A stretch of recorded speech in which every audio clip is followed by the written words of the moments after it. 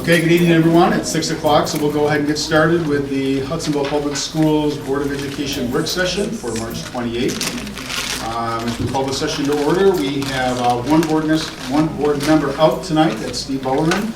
And Barb Cooper will be joining us probably 15 or 20 minutes later, so she's on her way down from Grand Rapids. So we'll go ahead and get started. First off, can I have an approval for the agenda, please? Motion by Dawn. Support from Chad. Any questions or comments on the agenda anymore? Okay, all in favor of the motion, please say yes. Yes. Opposed, no. Motion carried. Next, we move on to recognition of visitors and hearing of people present. I believe we have two individuals who would like to address the board this evening. Again, we don't have a podium set up here, so you may just stand at your seat and address the board. Again, 3 minutes. Please address comments to the board. We'll get the timer going here, and first up we have Gwen Snowing. Hello. Thank you for your time tonight, love. We've been following the book review process for obscene books for about 4 months. The obscene content of Half of the Yellow Sun was undeniable, yet it remains in the classrooms. The book review process continues to spin on and on. Upon researching the National Council of the Teachers of English website, the source of our book complaint form, I came upon their freedom to teach statement. School districts, the most active battlefield in the American culture wars today, are facing an unprecedented number of calls to remove books from schools and libraries and false claims about obscenity invading classrooms. The NCTE and the American Library Association have a militant stance on providing minors with full access to books with adult content. Our teachers and administrators have been indoctrinated in this militancy and are philosophically unable to put boundaries on books. At the same time, the proliferation of obscene books for teens is infinitely larger than the few books that have been revealed in our high school. Please take time to search the obscene book samples from Stop Utah Porn in the link that I sent you this morning. You likely don't want to read them. I certainly don't want to read them to you over the next month, but they will help you become fully informed on the issue. Pornography severely victimizes females, and it's terrible for our young men too, both now and in lifelong repercussions.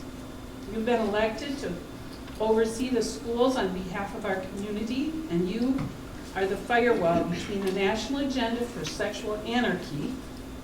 The schools are being used as the main conduit for that, and the safe and honorable education of the kids in the Hudsonville Public Schools. No permission slip will adequately convey the sexually explicit content in our books, and we obviously could spend countless hours going through book after book. Please set board policy that restricts sexually explicit content from our classrooms. Please rise up to stop this assault on our kids. Thank you. Thank you for your comments. Next we have Leah Herbertson. Good evening. Good evening. First I wanted to say thank you to the two board members, Barb Cooper and Mark Davis, who spoke last meeting about the process around the superintendent evaluations. I appreciate your honesty and your integrity. For the 5 board members that voted yes, it's unfortunate. One of these board members told me that the 2 board members that actually spoke up were just grandstanding.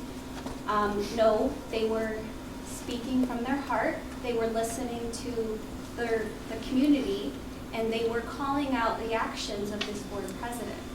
Another of these board members has refused to even speak with me once. I think this person knows who they are. Another board member who's not here was only willing to meet with me here before the meeting and then stood me up. So this, I talked to some of you, and I think that you're really good people, and so I just don't understand how you say some things to me in private and then in public here it's like a different story. So I've asked for information on DEIB, diversity, equity, inclusion, and belonging. This was a SOAR strategic goal that was approved in December 2020. And after last summer, a committee formed where Dr. Vanderjack lied to parents about who was on the diversity committee. Included parents and students when he told us no. And then he told us in June that, there would be a potential pause on using the consultant, Julia Newman. Well, I know now, because we've obtained FOIAs totaling $1,600, hundreds of emails between you all.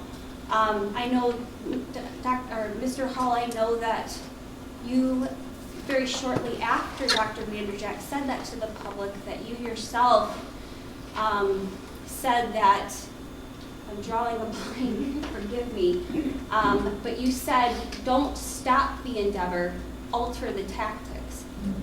And obviously what happened in August, but from that point on, since Julia Newman is no longer the consultant, there has been no discussion, and it's now 2022.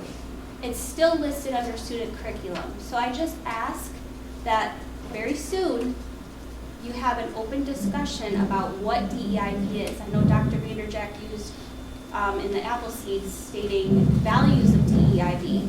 I asked you what the values of DEIB were, or if you could define those terms, and you didn't answer. So I don't know what to do with that. If you're not going to be straightforward, what are we supposed to assume? Thank you. Thank you for your comments. Okay, we move on next to discussion items. First up, we have retirements. Good evening. I'm going to take that one if you don't mind.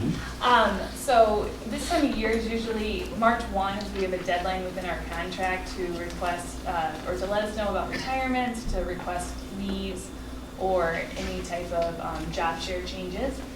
So I usually give my committee just an update about that. And then if you guys remember, in April, usually on the April board meeting, there's some type of listing of those types of things.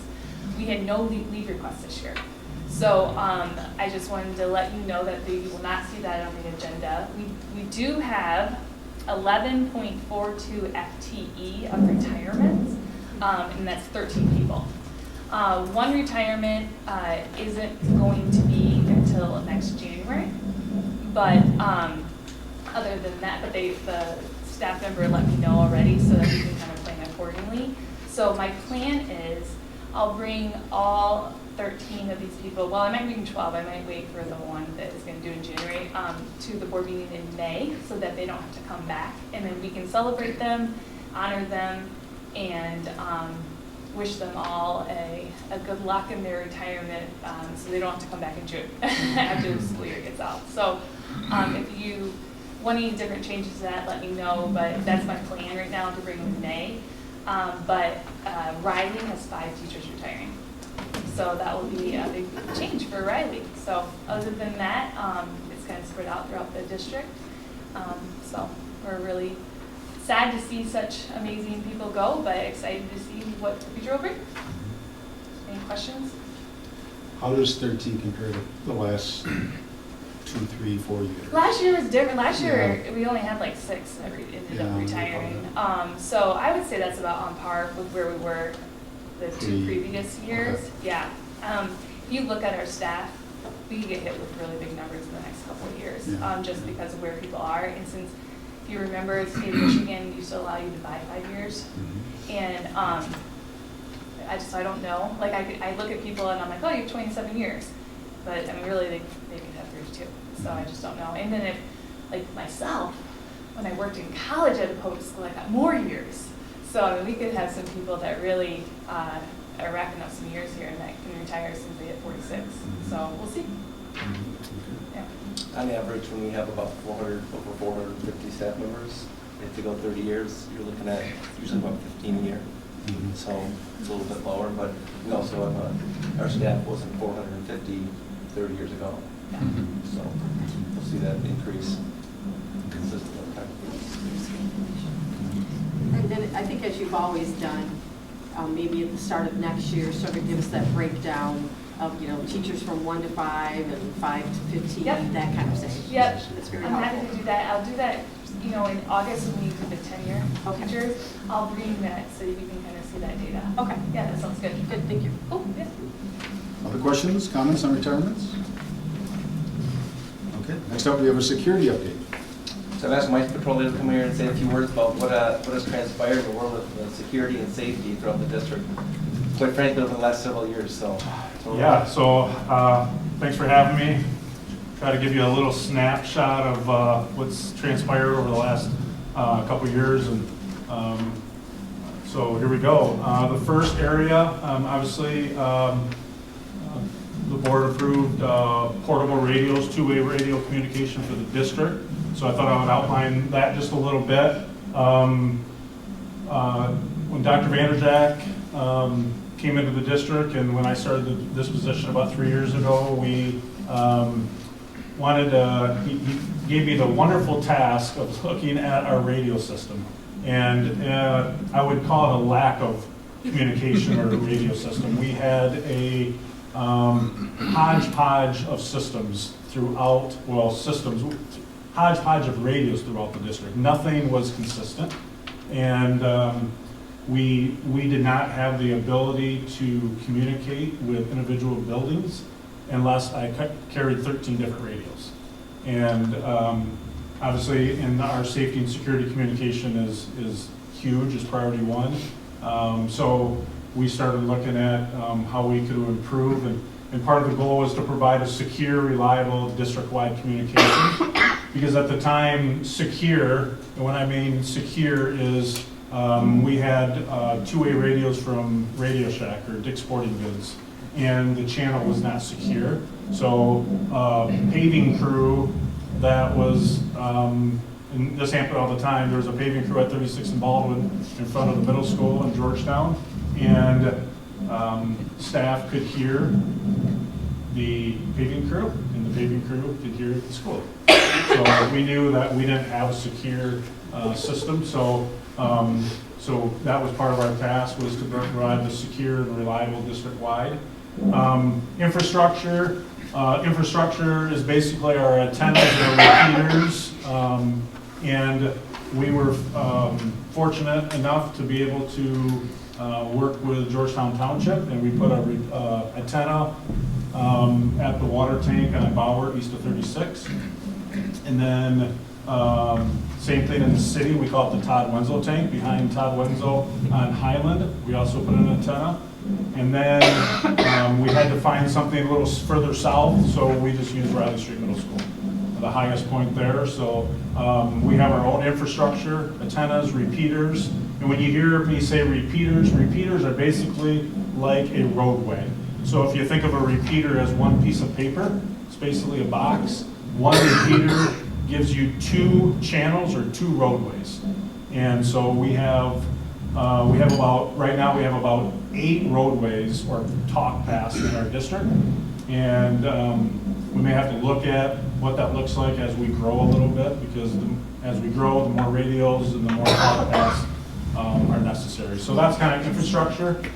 Each building has their own individual building channel. So the high school does, and the freshman campus through the high school has their own, but each middle school does, every elementary school, they all have their own channel. And so we call those just individual building channels. And then we also have several district-wide channels. We have a security channel, we have a district-wide channel for like administrators, principals. I call it key staff, especially in an emergency. So building principals, administrative assistants, custodial staff, security, those are the individuals that have access to the district-wide channels. And then we have a maintenance channel in there as well. And then we come down to transportation. We never had the ability to communicate with transportation. So like I monitor, it's in my scan list for people that understand radios, but they're in my scan list. So throughout the day, I listen to transportation. So, and that's very helpful. obviously because transportation is very busy and they don't have people in the office. So I try to lend a hand and listen to the radio, and just simply looking up a student's name in Power School and trying to get a phone number is helpful to transportation. So having that transportation radio or channel, and not only me, but me, Dr. Vanderjag, and Pat, certain people have access to that, but we didn't give that access to everybody. We just kind of wanted to keep that kind of a tight group. So that's kind of the layout of the district-wide system. The next one is the 800 megahertz radios. So about 4 years ago, the Sheriff's Department, first responders, fire departments in the county followed the state police, and they put in an 800 megahertz system. It's a very powerful radio system. And probably, 2, 3, 4 months ago, Dr. Vanjack, the ISD introduced, they knew there was an importance of enhancing response times. And that is, so just keep in mind that 800 systems different our district-wide system. The district-wide system, there is not room on the 800 system for every school to be on. You know, that's for first responders. But what the 800 system does is, instead of the school contacting 911 and then 911 contacting a sheriff's deputy, we will have the ability to contact the sheriff's department or 911 directly. So we're taking that middleman out for basically for the necessity of response time.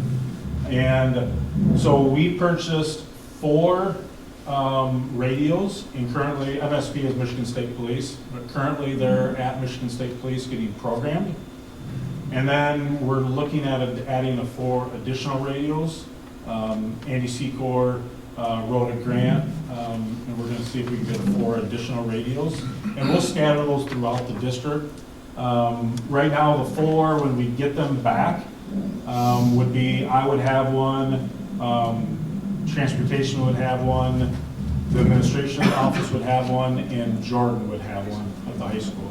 And then when we get the other 4, we'll look at the middle school. We'll just kind of place them where we feel makes sense.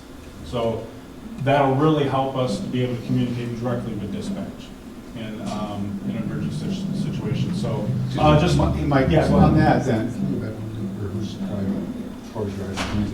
Sorry. So is there a certain protocol, like the first responders, whoever, have to be contacted by so-and-so, or how does, can you explain that? for the 800 radios? Yeah. Well, for either, I guess. Yeah, well, for the 800s, we're going to have protocols where we can't just call up dispatch for anything. Yeah. Is that what you're asking? Yeah, how that gets controlled. Yeah, we're not gonna be able to. It wasn't created to contact them in a base thing, you know, like a medical. Right. It's more, and again, this is so new that we were originally told the radios were going to take 20 weeks to get. I think we got them in, 3 weeks. But now we have to send them off to Michigan State Police, and they got to put they call it a code plug, and it's like a chip basically. So we got to wait for those a little bit. But Bob Tees, who used to be with the Sheriff's Department and now is the Director of Safety and Security for the ISD, he's kind of heading this project, and then we'll have SOP, standard operation procedures, in place on when we can use the radios. Because we don't, again, 911 or Ottawa County Central Dispatch, you know, there's licensing and there's protocols that they want us to follow. So it would be more for a threat to school, that we want to be able to immediately communicate to dispatch or immediately contact a road deputy that's responding, and that just accelerates the response time.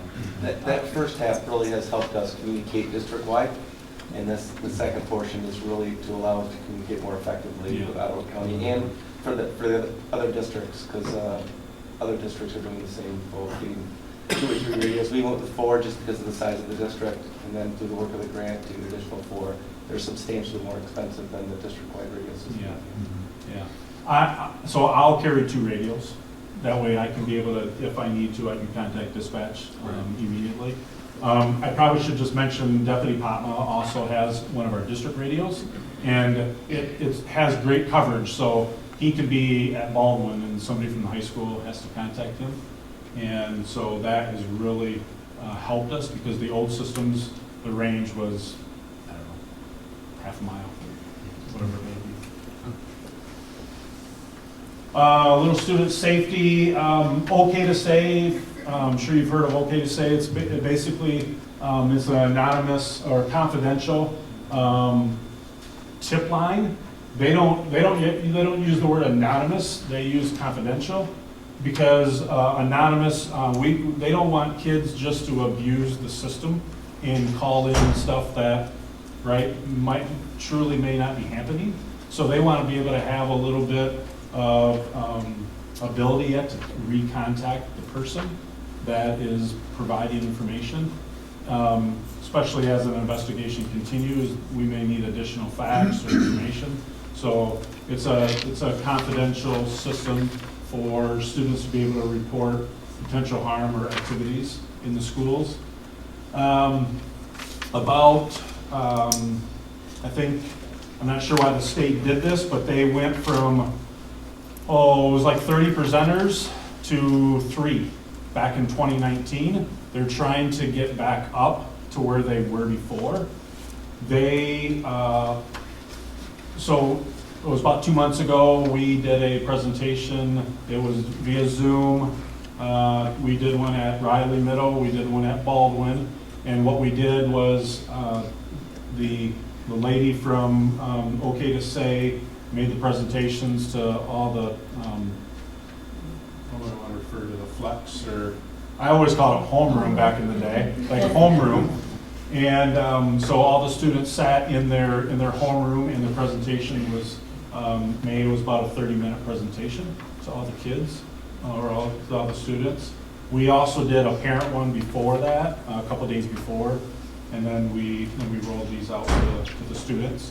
And then in the process, they were able to write down questions or little responses, and then the teachers gave that to the presenter, and then they kind of covered any questions that the students had. So we find that we get a lot of our tips do come through OK to Say, and so it's a great state program that we want to be able to utilize here. Another one I quickly want to touch on is the threat assessment tool. We have a threat assessment, so if we had a threat in the district or in a specific school, we have a threat assessment tool, but it needs to be updated. It needs a little additional information, and Mandy's on that, Melissa's on that, I'm on that. There's some middle school principals, some elementary principals.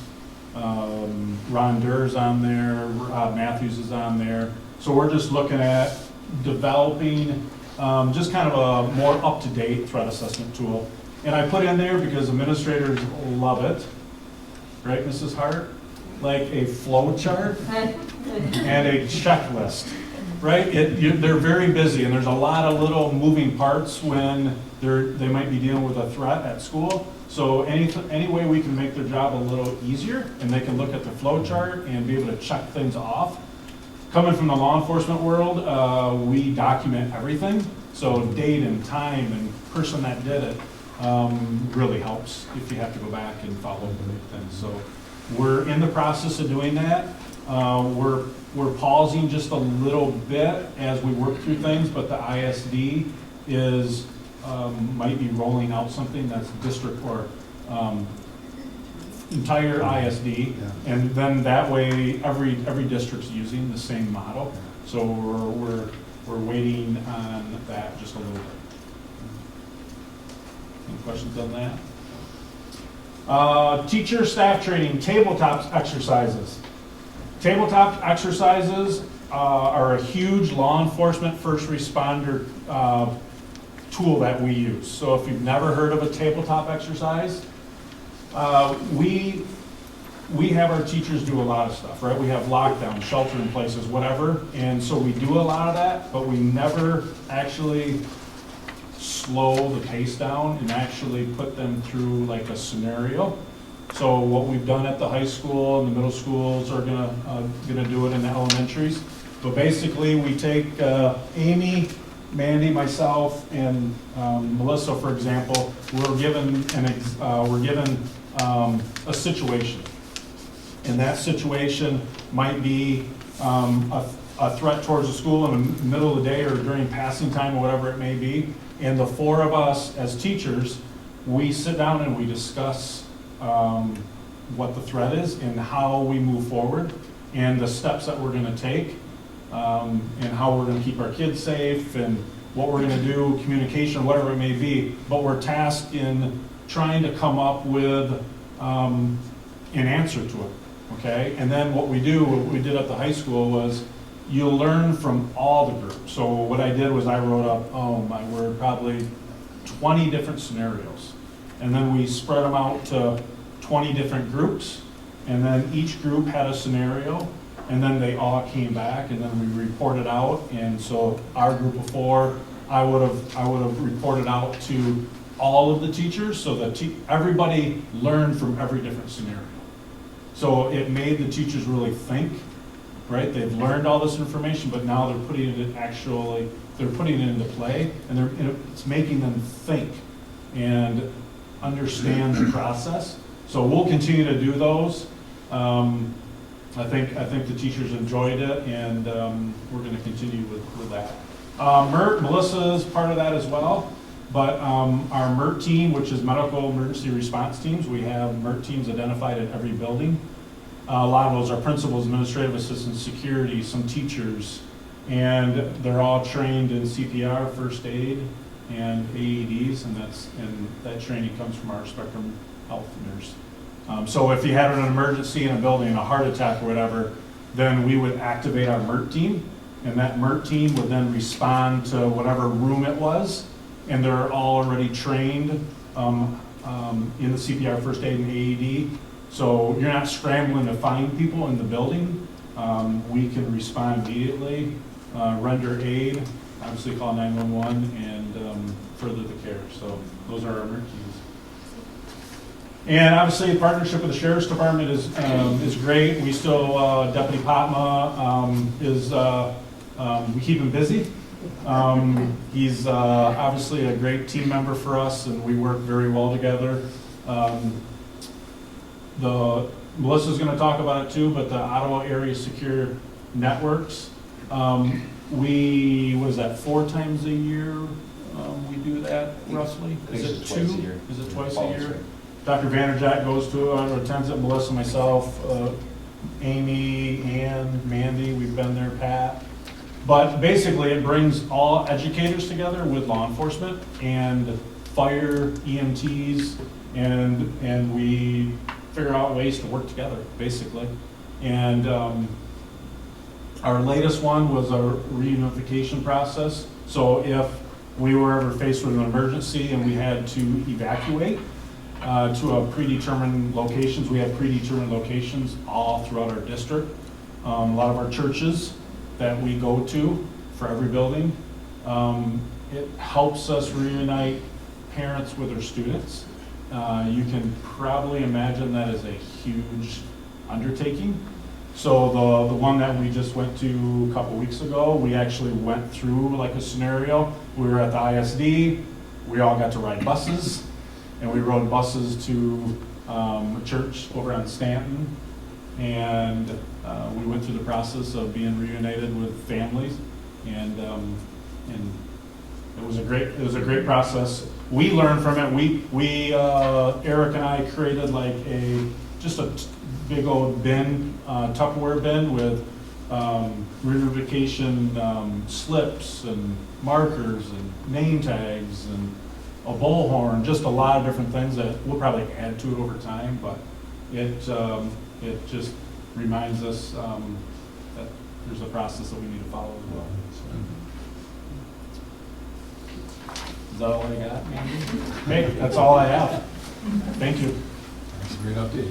Questions, comments, thoughts? Recently, in terms of school safety, I know there was, a few weeks ago, I'll probably use the wrong terms, but there was a temporary lockdown. And there was a notification that went out that there was, I think, a dog that went through the building. Yep. Can you talk about Yeah. that process a little bit? Yeah, sure. Yeah, so we call it a shelter in place. So we work with the sheriff's department and K-9 unit. So we have a K-9 unit that comes and we have them check, well, first of all, the shelter in place, there's teachers continue with educational process. Nothing changes. The lights are not turned off. It's like a normal day. They continue to teach, but students are not allowed to go use the restroom or wander the halls, just because the dog is, we're checking areas. So like we checked locker rooms, a few classrooms, some vehicles, and they're trained in narcotic detection. So marijuana, cocaine, crack, meth, all the street drugs, and they're so we put them in a shelter place. We just don't want kids wandering around the hallways. So they were, I think it was about 30, 45 minutes roughly. We do it during class time, so there's no interruption to the educational process. So we call it a shelter in place. Yep, you're welcome. Mike, are there, and I think we've talked about this before, but are there periods where like the Michigan State Police or a group comes in and sort of audits what we do, reviews what we do, our processes and procedures, and says, yeah, you're good here, maybe you consider this in this area, that area? Is there some sort of, Michigan. Yeah, go ahead, I'm sorry. No, yeah, Michigan State Police don't, but the sheriff's department does. Sheriff's, okay. Yeah, we work with them, and and that's kind of what that summit that we go to.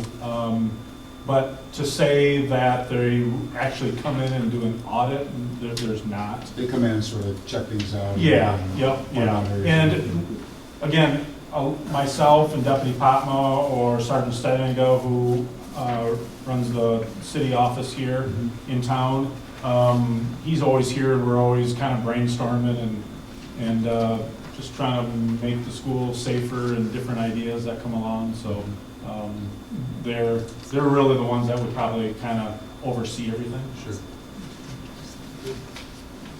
Good update. Great reminder, Mike, of all the stuff going on behind the scenes that we hope never to see, but to know that you guys are constantly preparing for the what-ifs. Yep. And you forget about all those other little details. So There's a lot of details.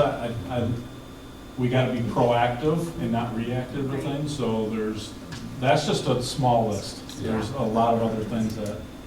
Yeah. And to see that all the school districts in the county are working together, because obviously we're there to support each other in that event and to know that we're all on the same page, so. Yeah, we all like that common language and Sure. do things because you never know. We could be at Zealand helping them out, Yeah. or vice versa. Right, thank you. Other questions, comments? I know, last year when there was the unfortunate school incident on the east side of the state, one of the things some parents reached out about were devices that can be used to lock down classrooms better. It was some sort of like door jam device or something. Do we have any? So that's the night lock. There's different forms of it. That took a lot of research because you got to be able to work with your local fire code, because what you're doing is you're altering the door itself. So I finally got approvals from the fire departments and the fire, but so there are districts that use it. I've found out recently, the closest is East Grand Rapids, and we'll be making a visit there to see how they're utilized. So yeah, that's one of them. It fastens into the floor. Drill a hole through it, connects to the interior of the door. But yeah, it's the night lock. Yep. Same thing that was used on the east side. Good. Thanks, Mike. Great update. We appreciate it. Again, as Dawn said, lots going on behind the scenes, and this is, I'm sure, the tip of the iceberg, but we appreciate all that you lead and what the whole staff is doing. So keep our kids safe. That's one of our important things. So thank you. Good. Okay, we move on to OCSN presentation. I'll turn it over to Melissa Bernard. She's going to walk us through the Carolyn's here also. So, I don't know how you're going to tag team this. We're going to tag team it. We're going to do it, you guys. Switching airplay. So, like Dr. Vanderdyk said, I'm Melissa Bernard. I am the District Student Services Coordinator. I get to share the Title IX coordinator role with Mike. It's been really fun to learn alongside of him. I'm a little biased, but I have two awesome kids that are also in the district. My daughter, Avery, is a 6th grader at Riley this year, and my son is a 4th grader at South. This is a family photo for you guys to enjoy of us. So I'm going to talk a little bit about a couple of different things tonight. I'm going to start with Ottawa Community Schools Network and talk a little bit about that and our partnership with them, some future expansion. I'm also going to touch on PBIS tonight. I'm also going to touch on student mental health. So just a couple of things as we go along, but we're going to start with OCSN and talk a little bit about that. So what is Ottawa Community Schools Network? And I wanted to talk about their mission. So it's ensuring that all students are physically, emotionally, and socially well, with strong family support so that each student develops to his or her own potential through the use of the community school model. So really it's a wraparound approach for students and ensuring that they have what they need to be successful at school. And we often know that needs are complex and all of our students don't always come to school with the same advantages. And so it's taking a look at how can we eliminate maybe some barriers that might get in the way of school performance or attendance. And with the use of OCSN, we're working around the whole child and really thinking about it in that way. So we started with OCSN, our first community school coordinator, Allie Vance, in the year of 2019-2020. And Allie is at South Elementary School, so she's been there ever since then. And Allie brings a wealth of experience with her. She has a degree in social work, and she used to work for Ottawa County Child Protective Services. So she is a wealth of information with different community supports and resources that are available in the county. Just has been a tremendous asset at South. So she's been with us. This is the start of her 3rd year. And through Allie's position at South, we've been able to secure a lot of different community partnerships in the district. So I wanted to talk a little bit about these numbers down the left and what they mean, and some of our partners. This is definitely not an exhaustive list, but this is what, I'm going to keep it brief tonight on like what we're talking about. So these are some of our partners locally that have supported us throughout various events or holiday partnerships in the district. So the first 50 up there is that for Thanksgiving this past year, we were able, with Allie's help, to support 50 different families in our district, not just from South Elementary, but entire district-wide. They were provided with a full Thanksgiving meal and a $50 Meijer gift card. Sunrise Ministries and Georgetown Reformed Church helped support that endeavor.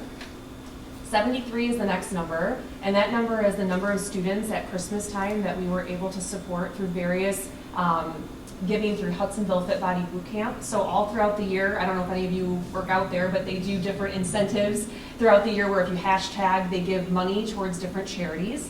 And one of them is Bricks for Kids, and Bricks for Kids gives back. They raised $195,000 this past holiday season to support not just our district, but all the local Kent and Ottawa districts as well. And we were able to support 73 Hudsonville students with a full Christmas gift, like wish list. So parents, in partnership with them, they submitted a list of wants and needs. So Hudsonville Fit Body Boot Camp is really good about saying, what are some things that we absolutely need? Boots, hats, mittens, gloves, things like that. And then what are some wants? And so kids walk away with getting things that they need and things that they want on their Christmas wish list, which is amazing. So we had 73 different families that were students that were sponsored with that. And then the second 50 on there is Chapel Point, our partnership with them, took a different 50 students and were able to supply them with a wants and needs list as well for their Christmas. So they were invited in on a Saturday, and they did a cookie decorating as a family. They had a professional photographer come in and take photos. They made an ornament at a craft station where they took the photo and put it in the ornament. And so families came and picked up their wrapped gifts, and they walked away with an ornament, a professional family photo, and then obviously gifts to put under the tree, which was really cool. So the other one on here too is Ottawa County Sheriff's Office. So Mike took the lead with that one, and we were able to sponsor another 50 families through the holiday season with gift cards to Meijer where they could shop with the hero, whether it was fire, police, which was really awesome to see that too. And then the other thing that we just recently were able to partner with Georgetown Reformed Church on, a lot to Allie's credit at South, and her partnership with them is we have a district-wide clothing closet with Georgetown Reformed Church where anyone in our district building-wide can submit a form to us that says, hey, we have a family in need, they could really use winter coats or boots or mittens or clothes or whatever that it might be. And then we're able to go and partner that family with the clothing closet at Georgetown Reform so they have access to what they need. So again, even though Allie is at South, her reach has been district-wide, and it's been really cool to partner with her on supporting so many of our families in the district. So looking ahead, I'm so excited about this opportunity to expand our reach further across the district. So looking ahead to the 22-23 school year, we're going to be able to add another community school coordinator at Allward Elementary, and then another one at Baldwin Street Middle School.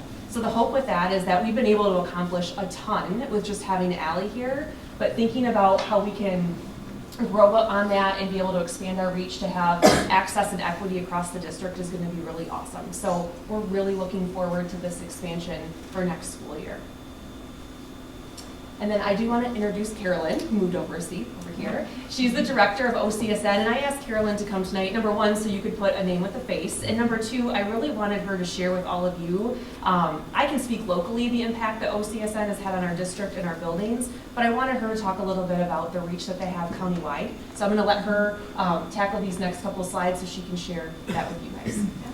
Well, first of all, thanks for the invite to be here. My name is Carolyn Geisler. I'm the director of OCSN, and I've had the privilege of starting and leading OCSN over the last 5 years. And I am a social worker, and I previously worked as a community school coordinator, so what Allie's doing, for an organization in Kent County. And I was brought on in 2017 to get the Ottawa County version started. And so it really has been a privilege to get to do this work and expand it across the county. I might just give a little broad overview of some of the types of support that Angela and I provide. And one of our main focus areas is really ensuring that the coordinators have what they need to be successful in their school. And so we provide a lot of the technical assistance and staff support. And we do the hiring, we do a thorough onboarding, and provide ongoing training for them throughout the year, as well as provide monthly supervision and have monthly staff meetings. And one of the biggest advantages of this model is the network of support. So, this role is unique to their school setting, but they're not alone in this. They have a whole network of other coordinators across the county who they can reach out to. So all throughout the week, there's ongoing emails of, hey, this came up with a family. Does anyone know a resource? And like Allie's coming from CPS, we have staff from all different nonprofit sectors, and so they bring with them their previous experience, which is it's cool to see what can get answered and solutions that they figure out.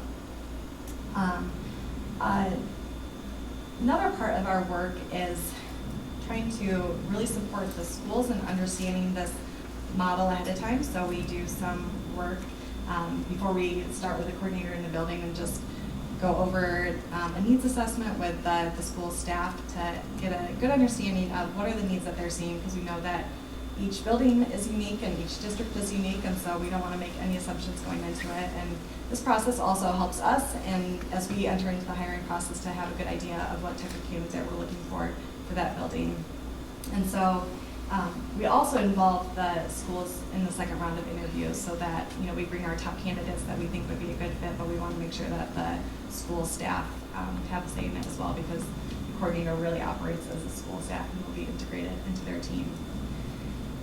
In addition to supporting the coordinators, we're also working to garner and maintain the support of the broader community. And this model, OCSN, has truly been a collective impact effort, as we've had the Intermediate School District, United Way, Community Mental Health, our partnering districts, as well as many other partners who have made this possible to have this model up and running in Ottawa and to have it be sustainable. And so each of the agencies on here have leaders who are part of our governance team and meet with us quarterly and provide input, as well as they provide in-kind and financial support. And so, for example, ISD provides us office space for administration as well as technology and ongoing technology support for coordinators.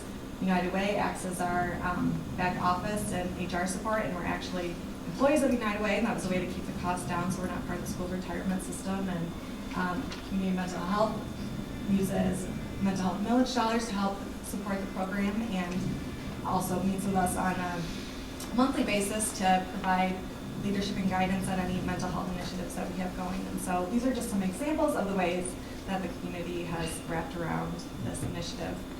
And this is a list of our current partnering schools. And we are planning to expand into 6 additional schools this coming fall. So we'll be in the Ottawa Area Center and the Young Adult Services, and Allendale Middle and Hamilton High School. And then, as Melissa mentioned, we'll be in Allward and Baldwin, and we are very excited about this opportunity. Just to brag on your staff here for a moment, they've been great to work with, and they have a shared vision for supporting the whole child and are very thorough with implementation, which we appreciate. And yeah, like Melissa mentioned, I'm excited to have 2 more on the team, and so I see opportunities to expand some of the district-wide initiatives as well. Thank you, guys. Any questions about OCSN? Maybe switch gears. Melissa, how did you identify the students to help? How did we identify the students to help? It depends on the building. I think a lot of times some needs present themselves as the year goes on. Parents coming in and sharing their struggles with someone in the building, whether it's a social worker or a counselor, depending on the level, where we have those supports. We also, I'm the McKinney-Vento liaison for the district, which I'm going to talk a little bit about later on in the presentation. So we have a lot of students and families that are experiencing housing insecurity right now. And obviously those needs rise to the level of being on my radar. So we have students that would benefit from some support at the holiday season. And then in some buildings, we just put an all-call out to say, hey, we know these last few years have been really difficult for a lot of families, and it's hard. I think there's a lot of pride that gets in the way of being able to come forward and say, I need help, and I'm having a really hard time. And so a lot of buildings just put it out there as an all-call to say, who can we support, or how can we best support you? And a lot of families were able to respond to that, and we're really thankful and appreciative of the help. I do want to say one thing too, I forgot to mention with our partnership too, is that Hudsonville Fire Department, the last 2 years has helped us a lot with the holidays, and they've opened up their fire station. So one of the events that we had as a district is the kids could come with their families and drive through the fire station and see the trucks all lit up, which was really cool. And they provided the hot chocolate and their space to be able to come in and do that. So how did we identify? It kind of came about in a lot of different ways, but we are so thankful for all of the partnerships we've been able to make with OCSN. Yeah, it's really awesome. Any other OCSN questions?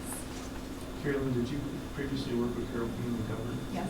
Yeah. Is there any direct affiliation between like the Ottawa County and the Kent County program? So our first 2 years, we were actually contracted under KSSN, and it was our 3rd year when we then moved to be under United Way. So yeah, I still see Carol regularly and keep in touch.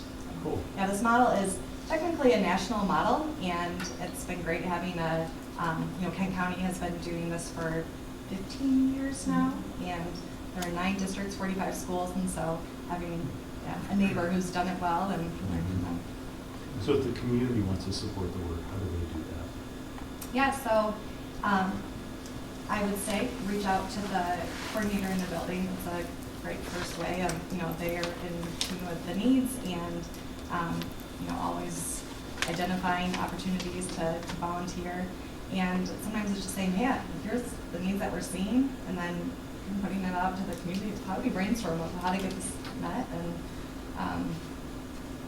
so yeah, I would say, sorry, Allie, if you get a bunch of calls, but reach out to Allie. It's okay. I think one of our goals too, as we've talked about the expansion and what that might look like next year, to your question, is having 3 of them and having maybe a governance board even in the district where we can invite in some of our community partners and hear how, because it can be overwhelming. That's the awesome thing about Hudsonville, is everybody is so generous and giving and wants to help, and sometimes that can feel overwhelming for Allie or myself to try to navigate all of that. It's a good problem to have, for sure.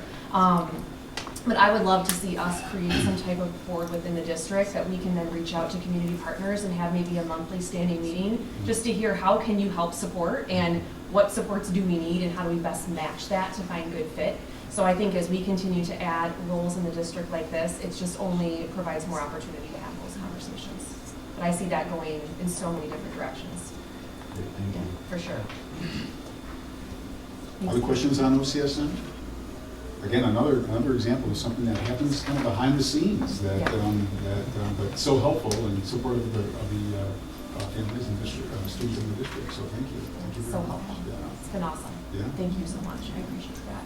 So we're going to switch gears just so that you get to stick with me still. I'm going to talk about secondary PBIS, so positive behavior intervention and supports. And as all of you know, we started this initiative at the elementary school several years back, and we've had a little bit of a slow roll at the secondary level of getting this implemented and rolled out. Part of it is intentional, and part of it was COVID. I'm not even going to lie. Thank you, Carolyn, for coming. We appreciate it. Thank you. That's just been tricky. As you guys all know, I don't need to hash all that out, but it's just been tricky getting people together and meeting as groups and all of that. So we have been able to launch secondary PBIS, and I wanted to talk a little bit about the vision for this work and how it aligns to our district mission. So the vision for PBIS in the district was to create a vertically aligned system, so pre-K-12, where we have we're supporting student behavior and positive culture by implementing consistent language, teacher best practice, and data collection. So those are the three core tenets of PBIS, and I'll break those down a little bit for you here in just a second. And our mission in the district is to educate, challenge, and inspire all learners to become contributing responsible members of a global society. And so having a vertically aligned mission or vision with our mission, it just ensures that all students are appropriately supported and they're met where they're at, because not everybody comes in at the same entry point. So PBIS is one way to support students in that way. So this interconnected systems framework, oftentimes when we think about MTSS, which is a multi-tiered systems of support, so it's a big, huge umbrella of support in the school system. And a lot of times we spend our time in that academic world, which is obviously very important, and it's why we're here. But on the other side of that is a positive school climate and ensuring safety for our students. And that's both psychological safety and physical safety, it's both. And so a lot of times our driving questions on the academic side, which is what do we want students to know and be able to do? How do we know if they've learned that? What are we going to do if they're not learning that? And then what do we do with students that maybe already know these things, and how do we push and encourage them to go above and beyond? Those same questions also apply over here on the behavior side. What expectations do we have for students? How do we know if they've met those behavior expectations? What do we do when students maybe don't behave in a way that is conducive for the school environment? And then how do we respond when students are meeting those behavior expectations? So in a lot of ways, they go hand in hand together and support the whole child. And at each of those tiers, so there's a tier 1 level, which is for all students. Tier 2 would be supporting some students that might need additional support. And then tier 3 might be just a little extra support moving forward. So all of those supports are in place academically, and we're just mirroring that on the other side behaviorally. And that's what PBIS, the system of that, is intended to do. So our timeline for secondary, I wanted to kind of walk you through where we've been. In 2019, there was research and planning, so there were meetings with administrators, building staff that was getting started, understanding the work and the why behind why we're doing this. 2020 was a soft implementation of PBIS. Again, with COVID, we had to slow things down a bit. And then also with secondary, it looks different than it does at the elementary level. So we had to be mindful about buy-in, both with staff and with students, because sometimes I think the perception is this can come off as hokey or babyish. And at secondary, it's really important that we take the time to get that trust and support, not only from staff, but from our students too. This fall, we had full implementation of Tier 1 at our secondary buildings, so Riley, Baldwin, and the high school. And then next year, our goal over here is progress monitoring of Tier 1. So basically, are we doing what we said we were going to do, and measuring that with fidelity. And then we're also going to be hiring 2 middle school PBIS specialists to help support this work at Baldwin and at Riley, which is really exciting that we'll have that level of support too. So some of the key factors of PBIS is, again, I talked a little bit about that vertical alignment. It's that our kids have that same common language pre-K-12. So as they go up and they transition from building to building, the language is the same. Obviously, it might sound a little different at pre-K than it does to a senior in high school, but the basic tenet is there. Consistent language creates a positive culture, and we're making some data-driven decisions, which I'll talk about as well. So the first part is teaching. That's the first core tenet of PBIS. And all around, I'm sure you guys passed a few on your way in tonight, and you'll probably notice them more as you walk out and you see them again. We have consistent language in our building and consistent signage throughout. And in different locations throughout the building, whether it's in the classroom or it's in the cafeteria or even on the school bus, students know what's expected of them in those different settings. So that language looks consistent and the signage looks consistent. And even our ECC, our littles that are emerging readers, obviously this is wordy for them. They created their own visual signs where they have more picture representations of what the expected behavior is in the various locations at the ECC. So consistent language and signing and behavior expectations.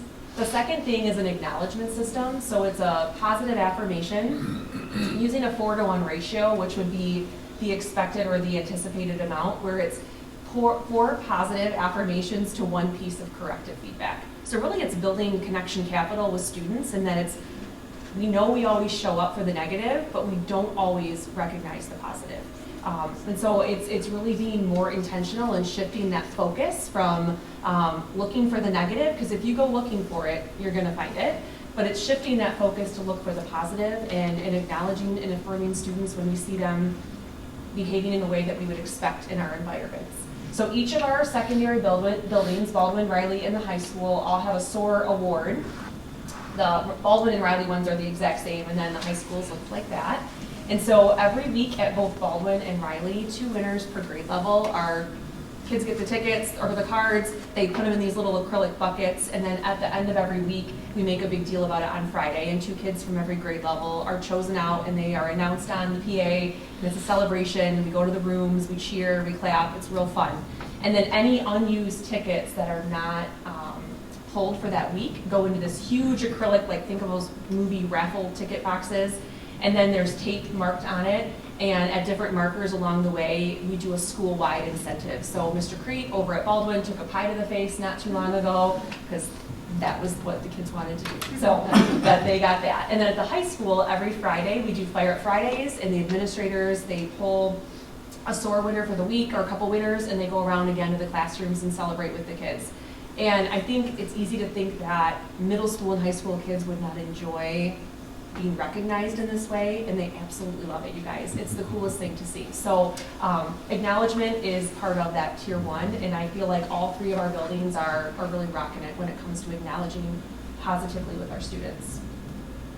And then the third piece of tier 1 is analyzing data. We use a platform called SWIS, and SWIS just stands for Student-Wide Information System. It's a real basic acronym.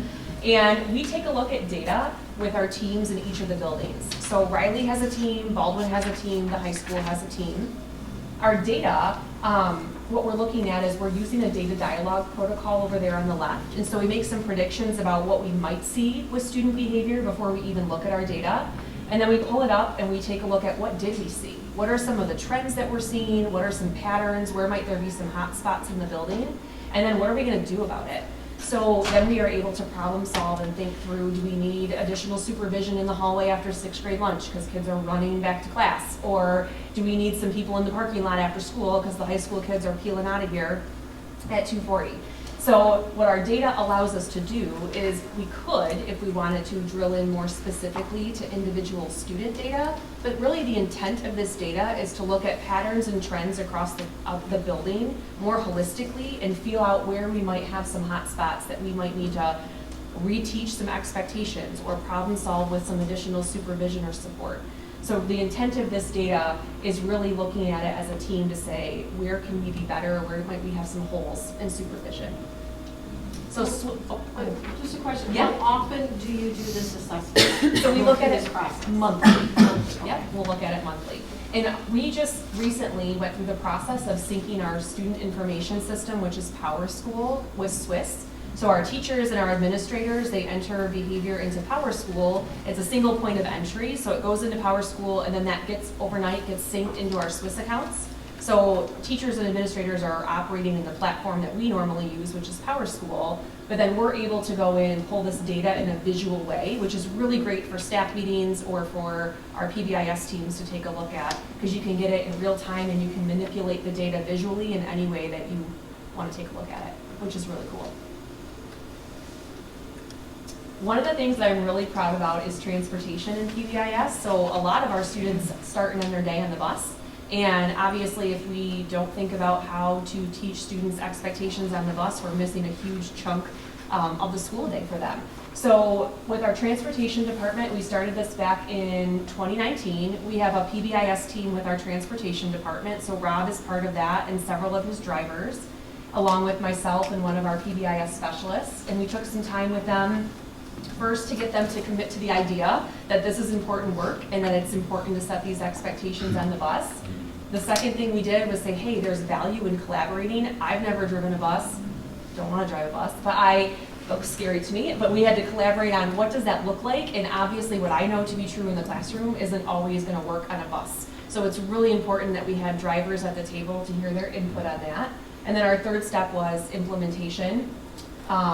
With our transportation department. So we've done a lot of work around, on the far left is a document that our team created with Rob, and it really does provide some strategies for our drivers, number one, on best practice and how to set their bus up for success, and then number two, how to respond when there is behavior on the bus. So how might a driver respond, and then at what level does that response then, whether it stays with them, and maybe it's a call to a parent, or it's just a reminder or a redirect, to if it's a severe enough issue that they are looping Rob into that. So we have some protocols for the drivers, and Rob presented that to them at one of their staff meetings.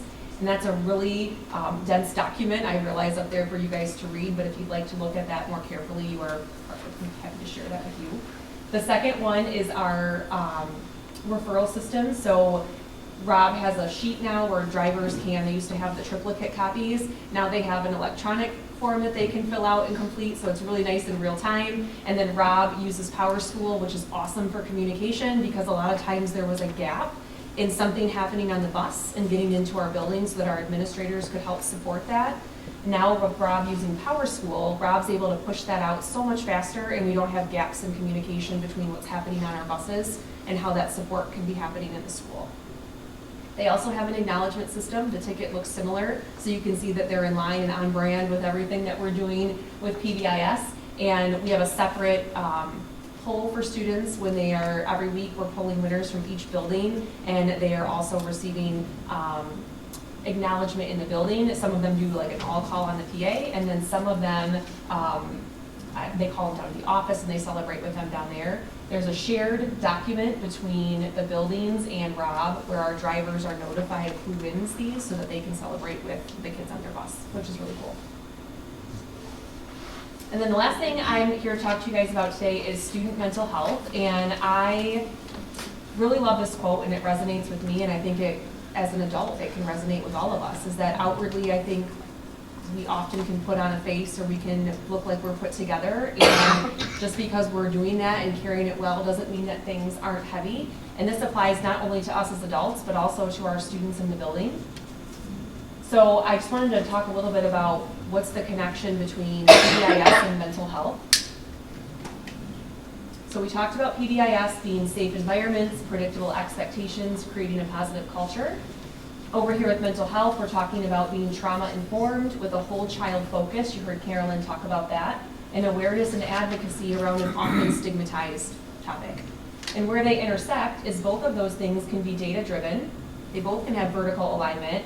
We're building teacher and staff capacity in both areas. And we're supporting all students and meeting them where they're at. Because again, not every student comes to school in the same way. So this work is important, that interconnection between PBIS and mental health. In the quote up here, it just says it's easier to build strong children than it is to repair broken men. And really what that is it's a collective effort to support our kids and meet them where they are and give them the supports that they need while they're in our care. And the hope is that the work we're doing will help them with resiliency and some protective factors that they can take with them and that become lifelong for them.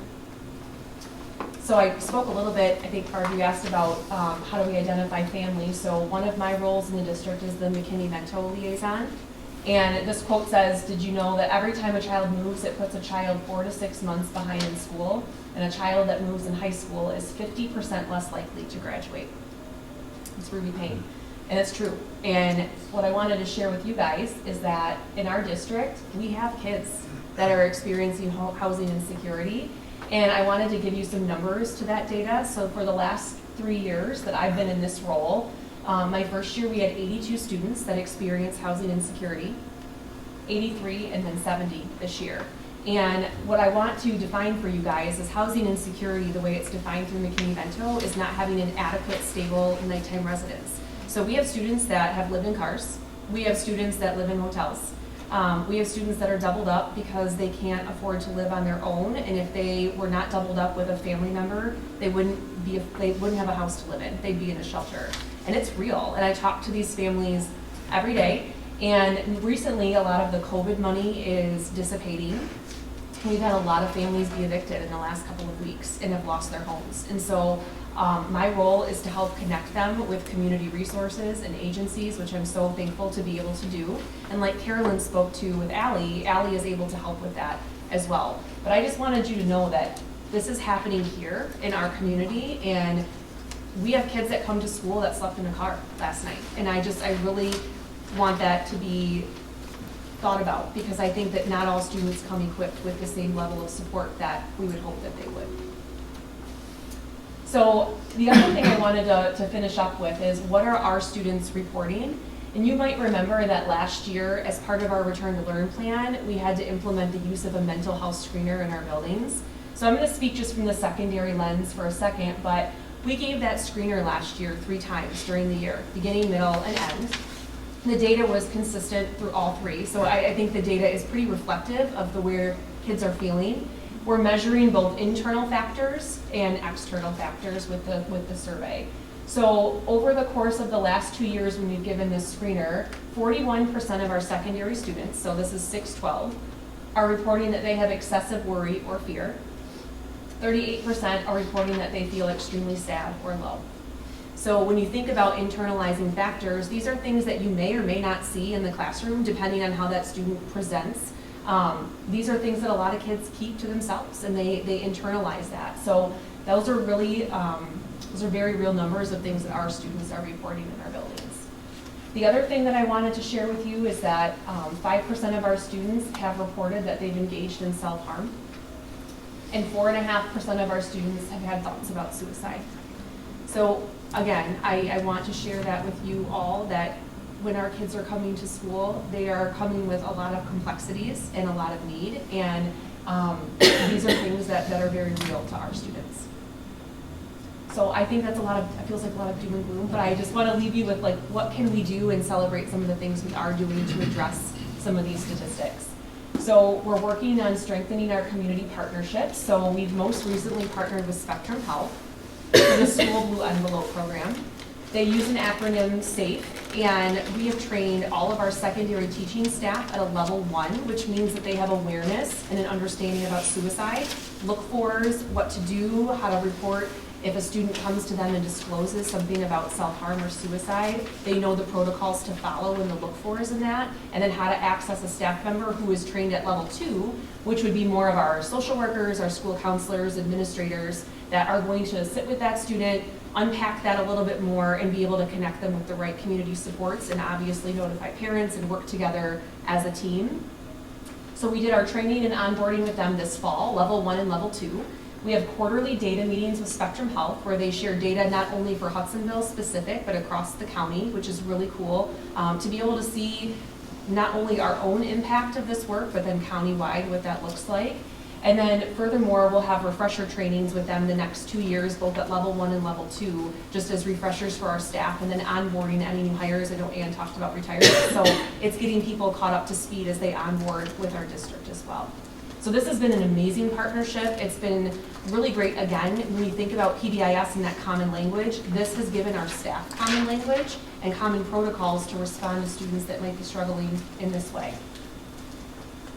And then I did want to put a little plug in for this. One of the things that we asked students last year is how much time they spend on their phones and their devices, and it's insane. It's like a lot of students are 3+ hours a day, right? So we know, data has shown that there is an adverse impact on our mental health the more time that we spend on social media and or technology. And our students are spending a lot of time on technology.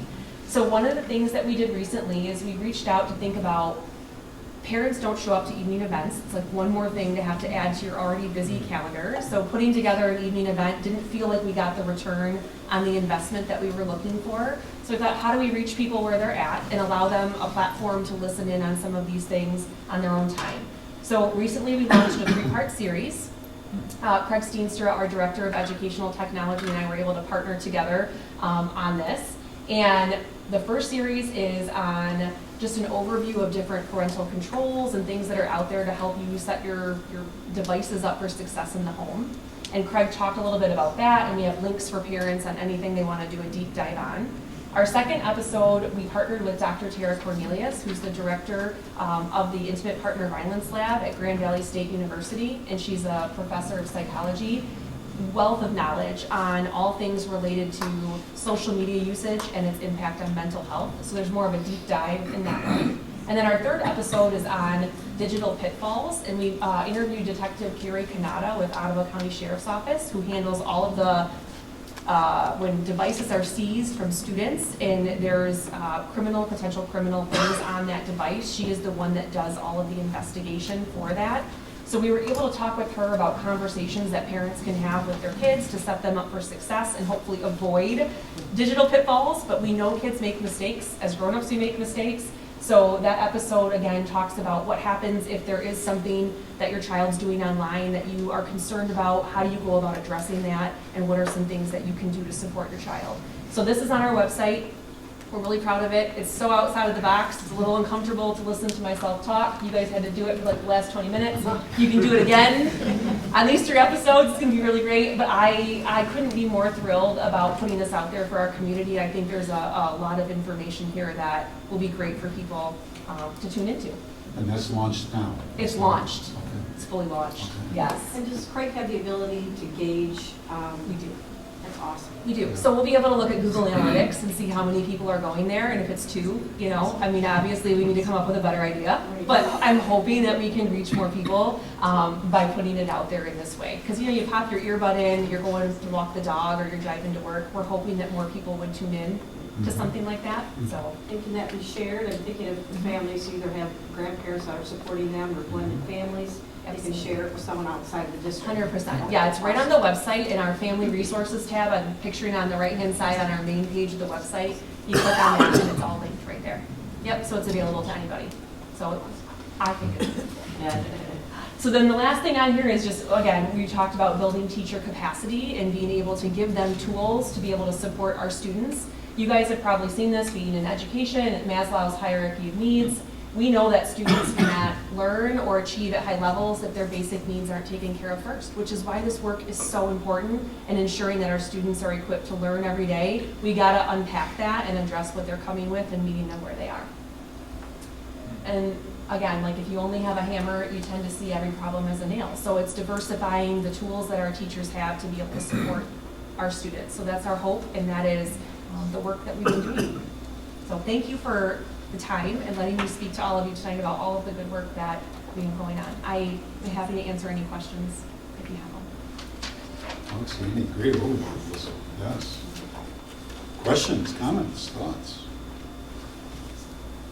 You mentioned that Spectrum is sharing information data that they collect for a variety of districts. What kind of what kind of information are they sharing? What kind of data are they sharing? Yeah, so there's never student names attached to any data, right? Just want to make that really clear. Yeah. But the data they're showing are trends, so grade level trends, for example. So are we seeing that middle school students, they have a higher rate of blue envelope incidences across the county, is what Spectrum Health is noticing.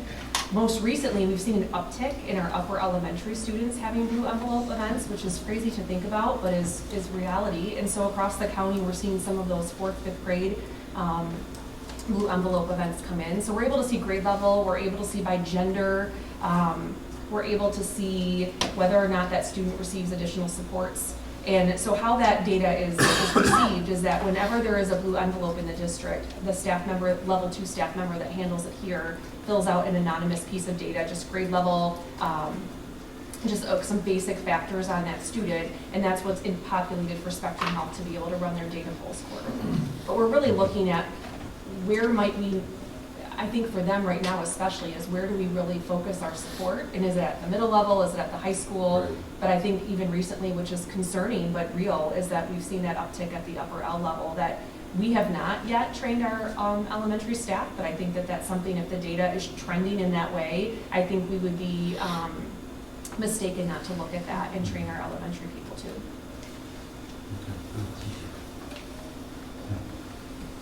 Other questions, comments? Outstanding overview.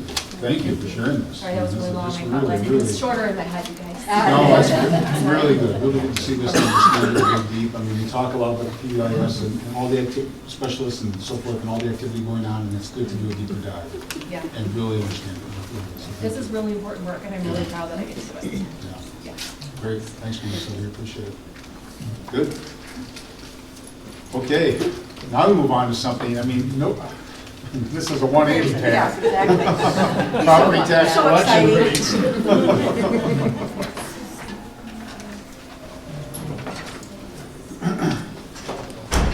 Go for it. Thanks.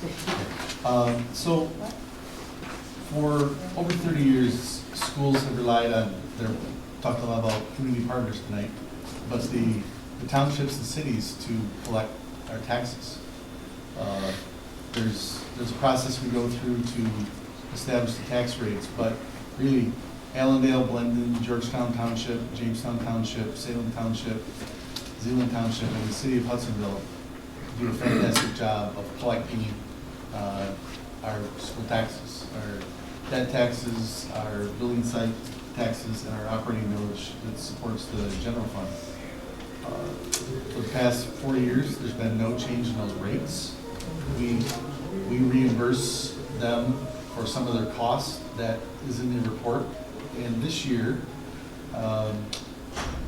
we've been asking the city for a couple of years, really why they don't ask for the same reimbursement that we give the other units. And the city has thought about this for a couple of years. They did their own research and they decided to participate.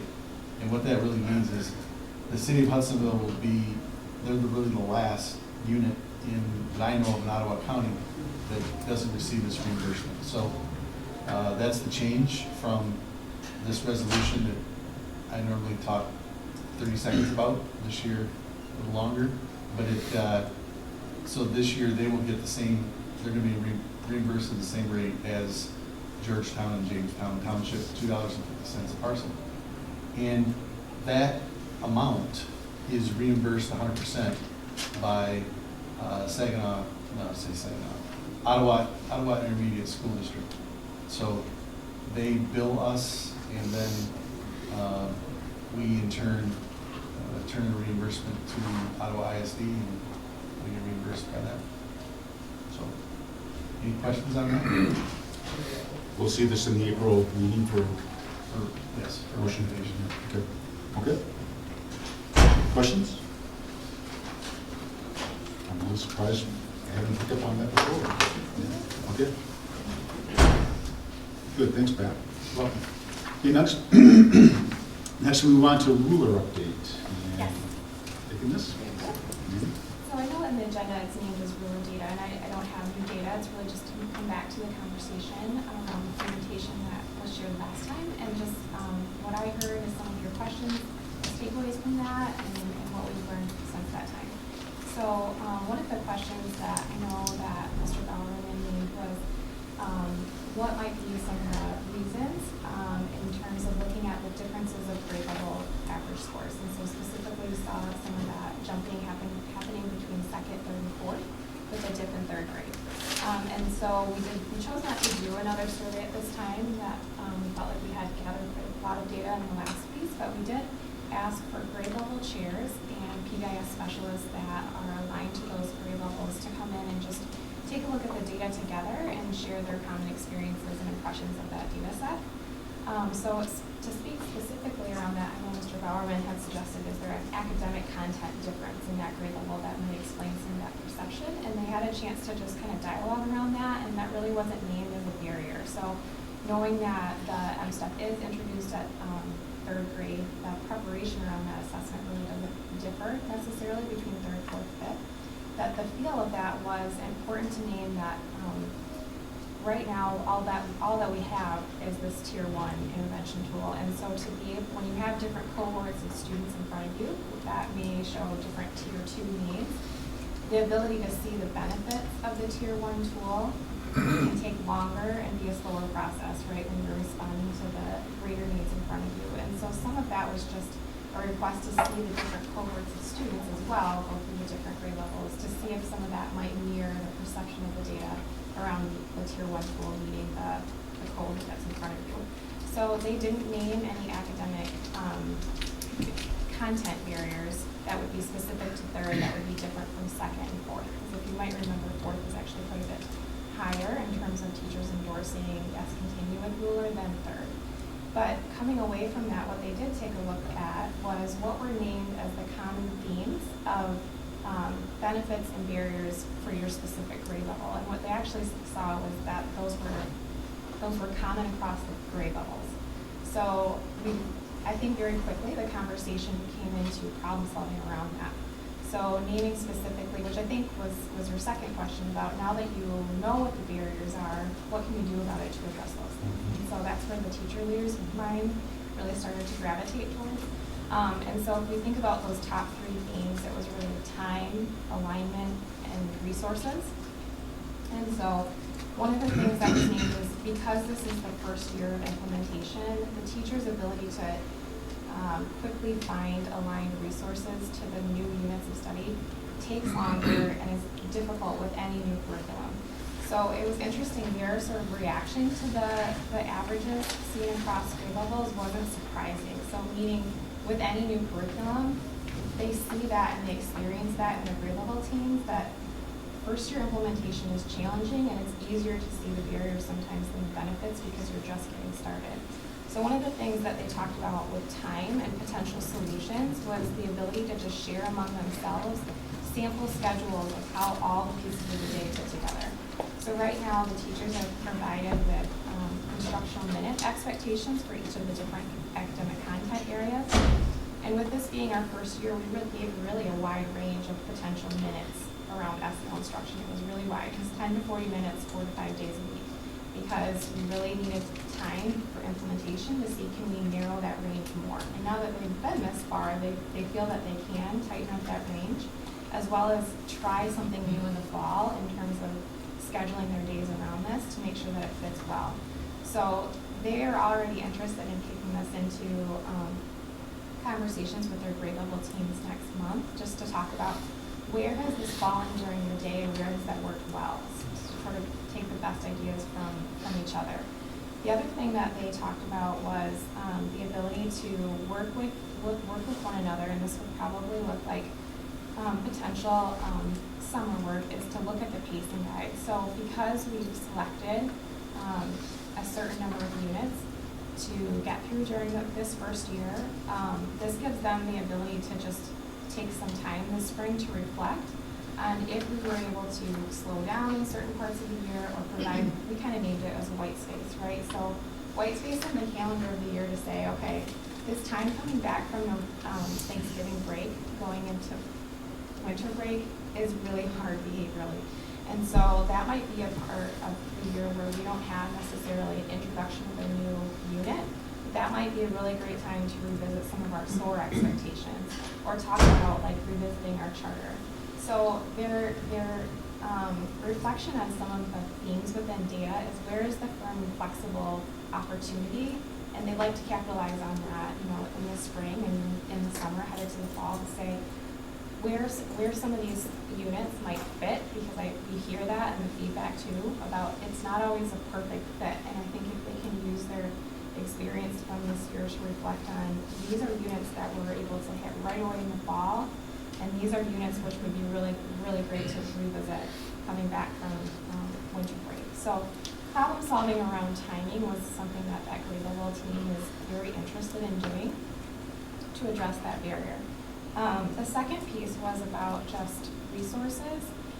Their reflection was, after this first year, a lot of them have been sort of saving, these are things that worked well for me this year, and this is where I need an additional resource, right? I need a different hands-on activity to align, and they haven't yet had the opportunity to, right now, come back together and say, let's do kind of a year in review to look at where those supplemental resources might be needed the most, so that we can spend some time going into the following year to expand that library as well as learn from one another. So I guess I would just say, professionally, it was an exciting conversation because they went so quickly to problem solving mode and identifying that these are barriers that together they feel like they can work together to support one another and use their experience as well.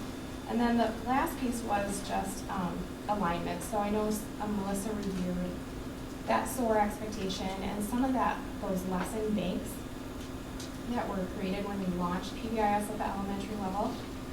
Those haven't necessarily been revisited or revised since that time. So again, this is an opportunity, if the direction is to continue to use Ruler, that we can find opportunities to connect some of those behavioral expectation lessons with what is the social emotional skill behind it. So they still have that ability to make those more natural connections, which I think just decreases teaching time as well, right? So the social emotional is always what competencies or social emotional skill do I need? The behavioral expectation is how do I implement that well?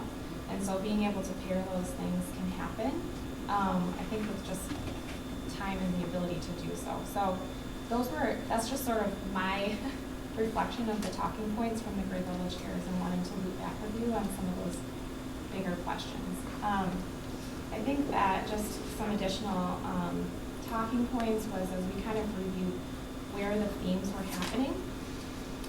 What we saw with sort of teacher comments related to those who selected refraining from selecting an SEL, that a lot of those comments spoke to a desire to see greater flexibility on what to teach when and with what resource. And so I think that the conversation just sort of shifted back to, as a district, if one of our goals is to continue to build a consistency around that guaranteed and viable curriculum, that may just be an opportunity to see the value add of that and to hear where is the flexibility needed and why, so that we can meet the needs of all learners at the time that need us. So I didn't prepare a presentation for you tonight just because it was a conversation and a reflection since our last time together. So I'm open to any additional questions that we might have or feedback that you have to offer. Mandy, we've talked a lot about time, and when I reviewed the data looking at themes, there were multiple comments related to time away from core subjects. And I know Steve had asked, like, how much time is dedicated to the core subjects per grade? So let's say we have 6 hours in the day. How much time do we have to dedicate to each subject? And in reality, how much time is left? Because one of the comments in the data from a teacher was she was using the snack time to cover the SEL.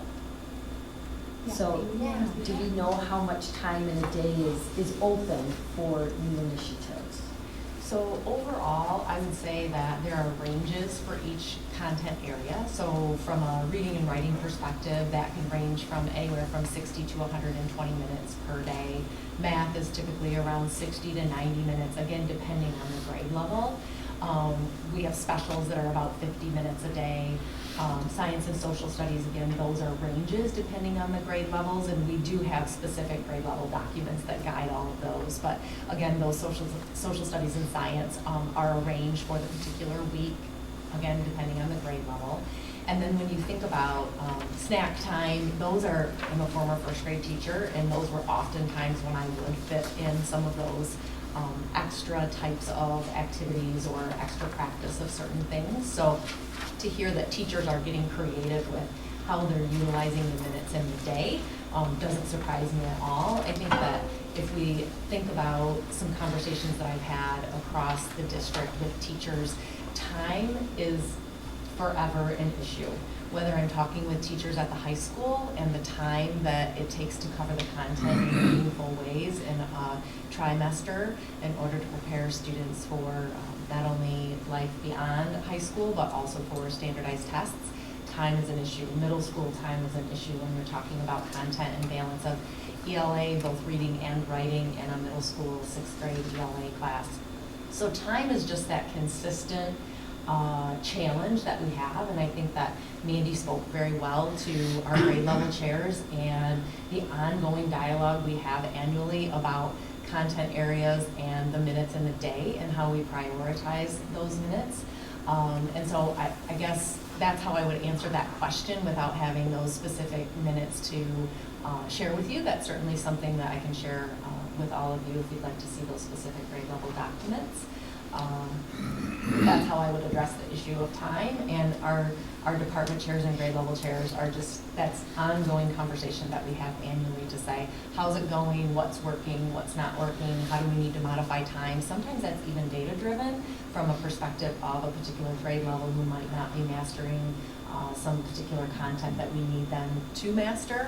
Sometimes we need to back off on one area and add minutes. There's only so many minutes in a day, and elementary teachers are trying to accomplish a lot. So I think the other piece that does often, I guess, serve as a remedy for time is the integration. And so when we think about integrating activities like snack and doing activities around that, or integration of oh gosh, at the upper grade levels in elementary, there's been a lot of dialogue around ELA and social studies and what does integration look like there. But then also when we're looking at PBIS and SEL and what does that integration look like, that's where we really get the biggest bang for the buck. And I would even say from a learning aspect of really making those relevant connections for students across content areas becomes really valuable too. And I really appreciate the fact that they jumped right away to the idea of integration, because I could see that functioning in a lot of different ways, that as they look ahead over the next couple of weeks and see where they're at in English, or, I mean, even in science, are there words or units that work in conjunction with that, so those can be paired together? Absolutely, that's a great idea. And those insights come after months of implementation Exactly. and looking at the curriculum overall and the various content areas. So. And you mentioned maybe the reshuffling the deck as far as which lessons would fall into which time frame, but did you also mention lessening the number of units, or would it be keeping the same number of units but just reshuffling when they would happen? Yeah, I think as far as progression, right now we aren't using all of the units. We cover all of the core concepts, and then if you remember the concepts of that movie, we're covering some of the feeling words, and so I think in addition to the shuffling, we'd also be talking about how many additional units might we take on to cover the whole year. So if you sort of evaluating, at this time, we want to continue that role of making sure that kids get the right amount of exposure to access the next grade level. And at this time, I think we could still plan for the same number of units next year. But if there's space in that pacing calendar to add additional feeling units, we certainly want to take advantage of that.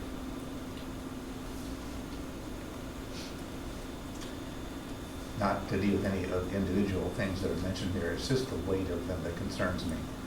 Because we have frontline workers who are working with ruler, and the weight of the concerns is heavier than the weight of the positive things. I'm not trying to deal with any individual things, but I just like to have us find some way to make these things go away. I'd like to have more positive affirmation of the vast majority. We're near to the 50% mark here, but the vast majority is saying, boy, this is a great thing. I think we really need to do it, and I'm not hearing that. So not to deal with individual things, but I'd like to have some of the individual things just go away. And I don't know how to do that. Yeah, I think our hope would be to hear the themes of what those barriers are, right? So to take a look at how can we capture the most of those and looking at solutions that we're trying to fit those comments or concerns specific to time, and comments, concerns around resources, and build our action plan around trying to address some of those barriers, of course with the hope of at different points of reflection and evaluation to see that those are decreasing. point after we address those barriers and move into potentially year 2, to assess if those solutions have met their intention, and the impact of that would be that we can see more positive than negative. And it's not just the numeric weight of them, it's the particular issues that are being addressed when they say not always age appropriate, which is fairly high on the scale here. And they say does not address life skills or character development, which seems to me to be at the heart of what we're trying to do here. Life skills and character development. Those, it's not just the number of them, it's the weight of them in terms of what they're asking for here. So just, those are my concerns. I'm not asking you to answer them tonight, but just wanted to know my concerns. Thank you. Okay, other questions or comments around the ruler data? Questions, answers? More to come on that, obviously. Okay, thanks Mandy, thanks Amy. Now we'll move on to book update. So we have currently this year have 3 books that have come forward for reconsideration on our bookshelves or in our classrooms as part of our Choice Book Club units. One is Half of a Yellow Sun by Chimamanda Ngozi Adichie.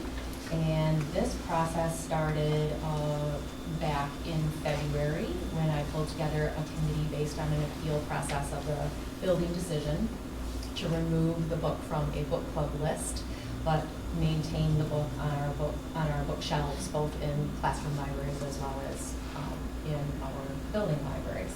And so that appeal process then comes to a full committee of parents, administrators, as well as teachers that come together. And so that process started. The intent was to pull the committee together for final recommendation as part of that process last Thursday. On Monday, I received an email from a parent who needed to step down from that process due to an emergent situation that needed to draw her away from that. And so we kind of reassess the situation. As you know, and I know you feel firmly about as well, it's important to follow the process and its integrity. And so I did push pause on that meeting. I gathered 2 more parents to join the committee at this time, and we will be carrying out then that final recommendation by following the process and procedures the week of April 18th, the week of April 18th, that committee will convene and make a formal recommendation at that time. The second book is Kite Runner by Khalid Hassini, and that was a reconsideration form brought forward by a parent due to its presence on an English 2 literature choice book club list. And the building level decision was to maintain that book on that book club list due to the value of the text and so forth, knowing again that it is a choice book and not every student is required to read that text, nor every parent needing to provide permission to do so. That was not appealed. That was communicated with that family, and that decision was left final at the building level. The third book that has come forward by reconsideration or for reconsideration is 1,000 Splendid Suns, again by Khalid Hassini. And the building level decision, this is a book that is just on library shelves, both in the classroom and in the building libraries at this time. The parent is asking for reconsideration of the text. Building level decision was to maintain the book on our library shelves, both in the classroom and at the building level, and the parent has appealed that process, and so a committee has been formed, and that committee will be meeting for final review the week of May 2nd. Both of these processes, with the exception of the extension for Half of a Yellow Sun due to the last minute parent removing themselves from the committee, are taking about 30 school days. There were some holiday breaks in both of those, winter break as well as spring break in there. So we're looking at taking about 30 school days. Legal guidance really suggests and requires a process such as this to read the entire text. Half of a Yellow Sun is over 500 pages in quite a dense text. So that does take time for parents, teachers, administrators, and curriculum office representatives to read the text in entirety. So that's what I would speak to in regard to the timeline. But we're always going to shoot for around that 30 days, which can be challenging with a book like Half of a Yellow Sun. Good question. Kite Runner and Thousand Split, it's not, that's by the same author, is that right? Correct. That's what I thought. So Amy, the two books that you mentioned that are under the appeal process, neither of those are currently on choice lists, is that That is correct. correct? Right. And then what is the potential outcomes from the review? So one potential outcome is that the books remain on the shelves, but is there just one other outcome, that it's removed entirely, or is there it's removed from some places and stays in others, or?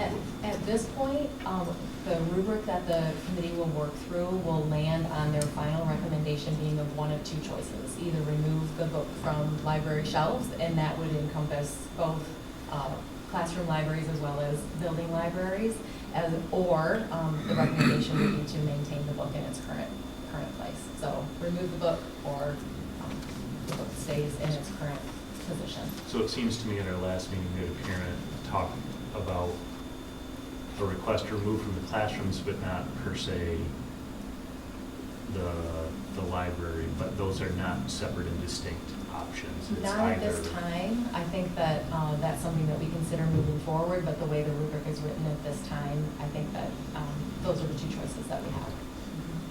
Thank you. This is something I should know the answer to, but is there a process for books coming in? Because I'm more concerned about the front end than the back end. Yes, There's a lot there of- is. lot That of- is part lot of the. smoke and fire on the back end here. If we could address the front end of how they get in, that would be nice. So that is outlined in our book guidelines Okay.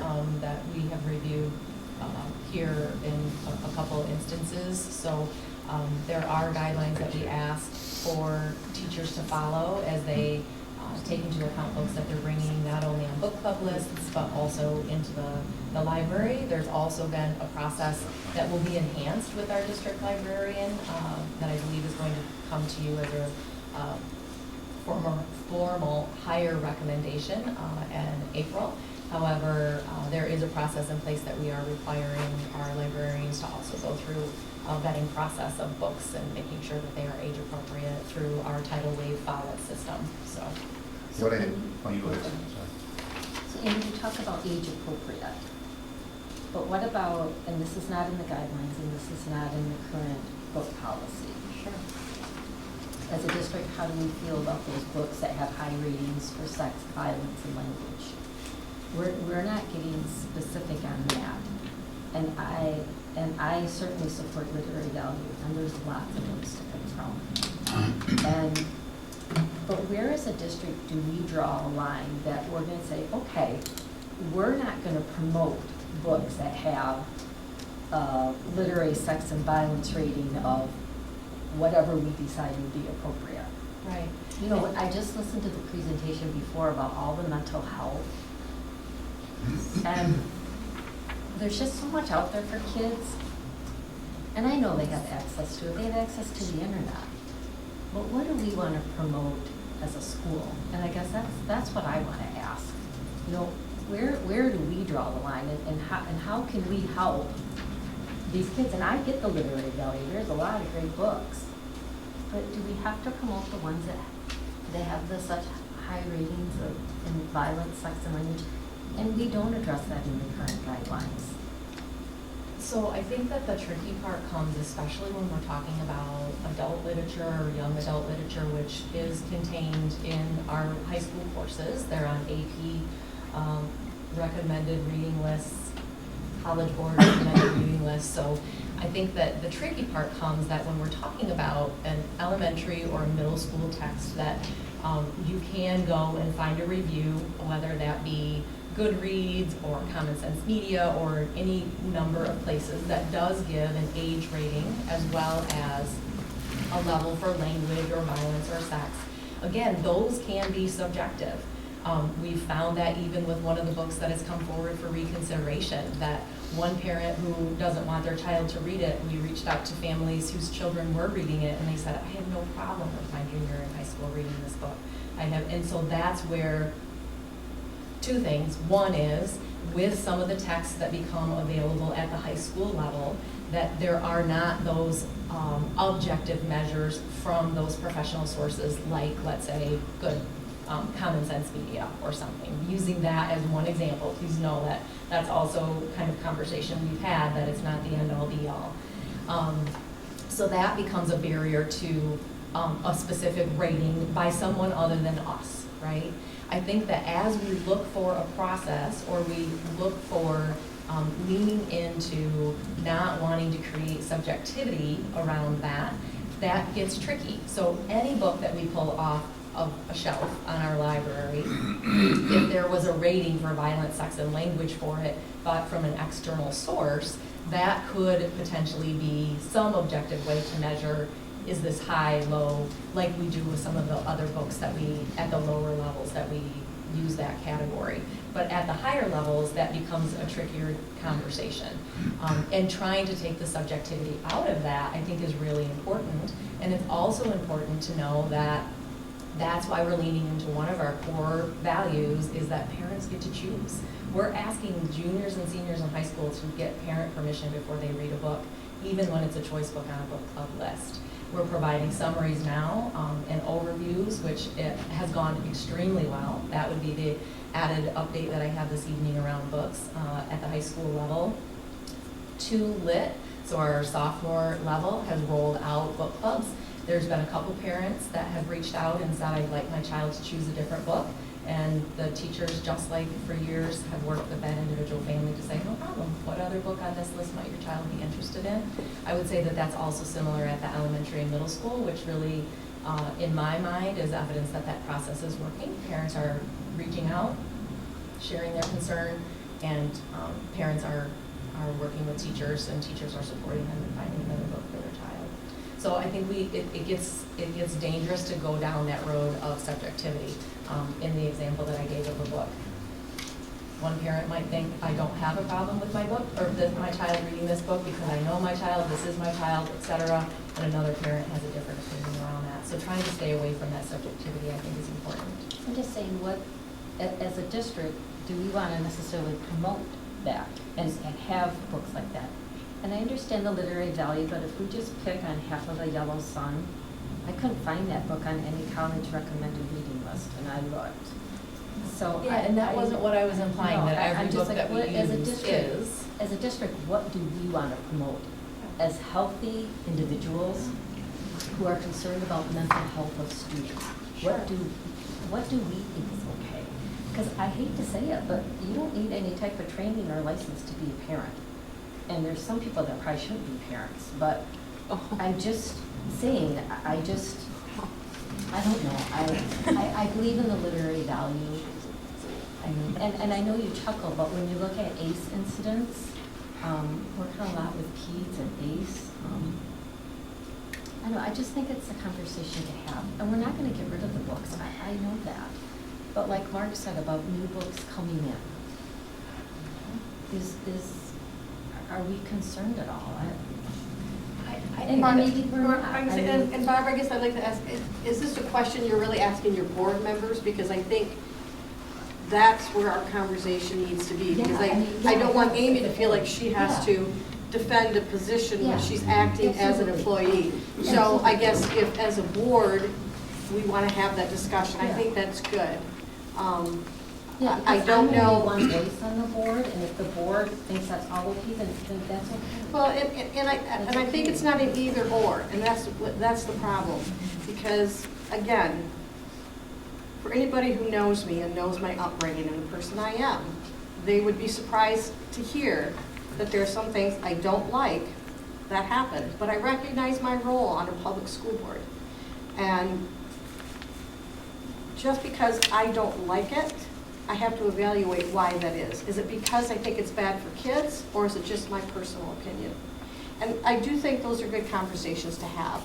But unless, as a board, we're going to look at every book that comes in and evaluate it, it's going to be pretty hard to ask Amy or a group of people to not, in their own subjective opinions, determine whether it's appropriate. Now, clearly, there were some significant issues with Yellow Sun, and I appreciate the fact that somebody brought that up and we're looking at that. But it would be very hard to set a standard that says this is how many bad words can be said. This is how many sexual incidents can be said. This is how many homosexual references can be said. How do you even begin to create a rubric that's A, that's relevant, or B, that isn't constantly changing based on whatever the factors might be? So as a board, I appreciate the opportunity to have that conversation, even though everything we said is being recorded and someone will take it out of context. But it is a good thing for us to talk about, and not to ask something of our central office that is a somewhat impossible task, to set their own standard without giving them the professional ability to do what we've directed in a general sense.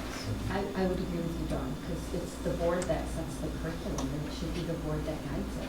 I agree. But you understand what I'm saying about how do you begin to guide it without, help me out, Ken. Well, no, I agree, it's a conversation we should have. I'm not disputing that. Well, yeah, what's going through my mind is what you said, is what data do we use, to have that conversation? And I'm not sure yet. I mean, maybe as we get a librarian on board and we are collecting data and understanding better rating systems and so on and so forth. I mean, I know it's not as simple as the G, PG-13, PG-14, RX thing, and you say, well, we're not going to offer anything above an R or a PG-14. It's not that clear and dry, right? But I think it is a conversation worth having. I'm kind of thinking about the information we use around which to have that conversation. Because if We should. Right. And maybe that's what we're asking Amy and the administrative team to do, is say, hey, bring us some information around that so we can have that, so we can give direction as a board. Because if I'm not mistaken, if there are videos used, I know those are to some degree pre-approved, and there is sort of a rating system that we use. But again, it's easy to use a pre-assigned rating system as our guide. It's much more difficult in a literature perspective, I think. But that type of parameter is something that's worthwhile checking. I'm just not sure whether we're asking, if we're being realistic in asking about getting that specific to how many of this is in the book, how many of that is in the book, what about a reference to a religion in the book, all of those kind of things. I'm happy to have the board take this on. However, there's an immense breadth of material out there. I've read a little of it. And I think we don't have to play it as close to the edge as we are. We don't have to be prudes about this, but I think we're playing it closer to the edge than it needs to be played. Because when I asked the question, how does the book get in? I said, well, how in the world did half of the Yellow Sun get in? That's my question. How did we get in? Somebody had to say, this is a book we want. And if that had come to the board, I'd have been happy to have had a board discussion, or even had the book read here. Read it out loud in front of the board and see if we want it. So my point is there's a lot of material out there. And we can get great literature, great material, great history, which isn't being prudish or sanctimonious, without coming as close to the edge as what we are. So I'm happy to have the board take that on. Not a problem, Maybe the librarian will help us. That's kind of what I was hoping, is that not that the administrative team doesn't do a great job, and I wholeheartedly commend the policy. I think that is a huge step forward for this district that had, to my knowledge, nothing over decades and decades. And that's nothing against any teachers or any administrators that reviewed books. I'm not saying that at all. I'm just saying to have a policy to go, okay, now we have a starting point that we can begin from. And so I think that's great. But yeah, I'm hopeful that the librarian who's educated in these sort of systems and processes and has networks and information and so forth can bring that to bear and help us to work our way through this. I would agree, Barb, 100%. The other piece that I would just ask us to continue to consider as we move forward is that we do have books that are board approved that we require all students to read for particular courses. And the books that we're talking about are still in that choice lane, right? Not all students are required to read it. So whether it be a library book or it be a book club list, there's still lots of choice there. And just as we know, really what we've talked about even in this conversation this evening is that we know that there are varying opinions about what is acceptable and what is not acceptable, and trying to honor parents in that. So again, coming back to those core beliefs that center at our book guidelines, that it's parents who have that ultimate choice, that they get to choose for their own child, but not every other child, and we've experienced that even in reaching out to some parents around some of the books in question. So I guess I would just also ask that we continue to consider that as we move forward as part of the conversation. Sure. And I just want the choices we give produce the highest and best in our students. Discussion is on an empathetic mark to what you said earlier in the ruler discussion, where it was, I think you said, I just want the bad stuff to go away. It's like, I think we all want that on this too, but how do you develop guidelines that are effectively, will make good decisions? And so I'd welcome the dialogue and love to know, how do you get down to some type of qualitative, quantitative process to do that and provide those guidelines. I appreciate what you say about playing close to the edge, but then where do you draw that line, and how do you draw that line? That I think is the complexity of, well, what is the line and what are the guidelines you're using, and is it, common sense media, or is it a smattering of other resources? Is it, I had half of the Yellow Sun come here, I'm confident none of us would have supported it had the full book been read in front of us, but nor can you reasonably expect that every book would come to the school board that you would ever possibly introduce to the school. There just isn't enough time to do that with enough new content coming out, and we all want the best literary value for our students. So I'd love to know where we go from here. What's the timing around our librarian? Next fall. I don't want to throw it to the librarian. I think it's the board's responsibility, and I'm happy to have us take it on.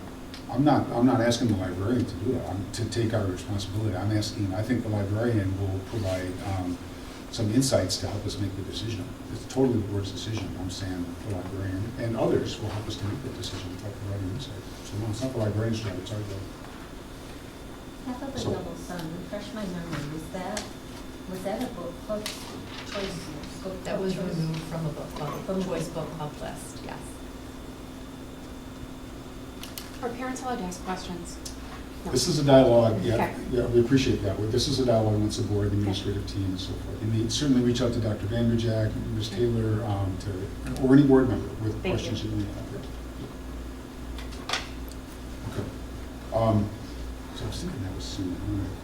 So obviously there's interest in this topic, and I think I'm hearing consensus around the board. I mean, check me on this if I'm wrong, anybody, but I think I'm hearing consensus around the board that it is a topic we want to continue to explore. That's the topic being I don't know how to phrase this. The incoming books or the books that we have. What's that threshold? Let me phrase that differently. What's the threshold by which we say, we're not comfortable here as a district in terms of this book being something that we offer either on the shelf or in a book club or whatever, and books below that threshold are okay. Now, defining that threshold is a very challenging thing, and the threshold moves from parent to parent, as you've said, Amy. But am I stating that? Well, I think the question that I'm hearing is, at what point does content become too objectionable, either from a graphic nature, a substantive nature, where what is the line of objectionable content that we don't want to cross? Yes, that's supposed to. Yeah. So, and again, I think I'm hearing discussion around the board that we want to continue to explore this. Right? So I think I'm hearing that. So, but we're not sure what to ask you in terms of how to explore that. So we've got to, maybe do some further work and evaluation of that and say, okay, here's what we can do, and work with, Mike and the team and say, okay, knowing that's something that we want to talk about further as a board, how do we do that? What information does the board review to make those assessments? We don't know. We're asking for some further thought around that. Does that make sense? It does. I think the place that I just get stuck is the subjectivity versus objectivity. Right. And at the middle Right. school level, we do have levels of violence, sex, and language because most of those texts are reviewed by a site like Common Sense Media that provides that. And so that's where I get stuck. And so I lean on process and procedure, which we have identified and more robust than it's ever been. And then I also lean on, it just stuck out of my head, I lean on the process and the procedure and then legal guidance. Those are the two pieces that I really have leaned on during this entire process, as well as all of the procedures and guidelines that the review committee will follow. So I am interested as we move forward and officially meet as committees to also get feedback from those committee members about what they thought, what information was shared with them that was helpful or not helpful. And so I wonder where that may lead us with some of those conversations as well, and what we might continue to learn. So I'm also part of a Kent and Ottawa County curriculum leaders group who meets monthly to talk about books. And we're not the only district struggling with this, and so we meet regularly to try to problem solve, but there are no great solutions for high school text. I can continue to explore that and certainly can proceed with legal guidance and looking at process and procedures. Yeah, I guess what we're asking is we Just one more thing I'll throw out, which doesn't help, it only complicates it more. Somehow we need to understand what we mean by literary value.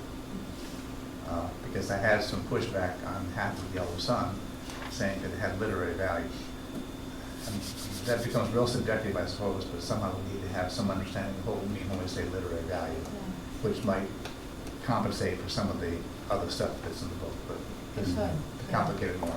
The other piece that I'm wondering about is that there has been some legal guidance around definitions of obscene and profanity and all of those pieces that certainly guide First Amendment rights and so forth. So I can certainly think through that and keep an open mind as those conversations in those arenas that I just mentioned occur, and we can proceed with them. Good. Okay, yeah, that's what I think you summarized it well in terms of what we're asking, in terms of continuing to look at it, think about it, explore these different areas. It's good when you're tied into a network of other, schools that are discerning this as well. And so that's what we're asking. Continue down that path. Good, thank you. Anything else on book policy? Book updates. Thank you for the updates. Okay, we move on to virtual school co-op. Virtual school co-op. I'll take that one too. Okay. So in our last work session, I had shared with you some high school data around the number of students from January in 2021 who had left the high school or left Hudsonville Public Schools, and then compared that to around January of this year, first trimester data. And we noticed that there was an increase in the number, almost double the number of students who had left Hudsonville Public Schools at the high school level. Along with that, there has been across the state, certainly due to COVID, a number of students who are just really off the grid. They don't know where they are. And all districts are digging into that data about the number of students who potentially are no longer enrolled in Hudsonville Public Schools. Where did they go? Potentially, why did they leave?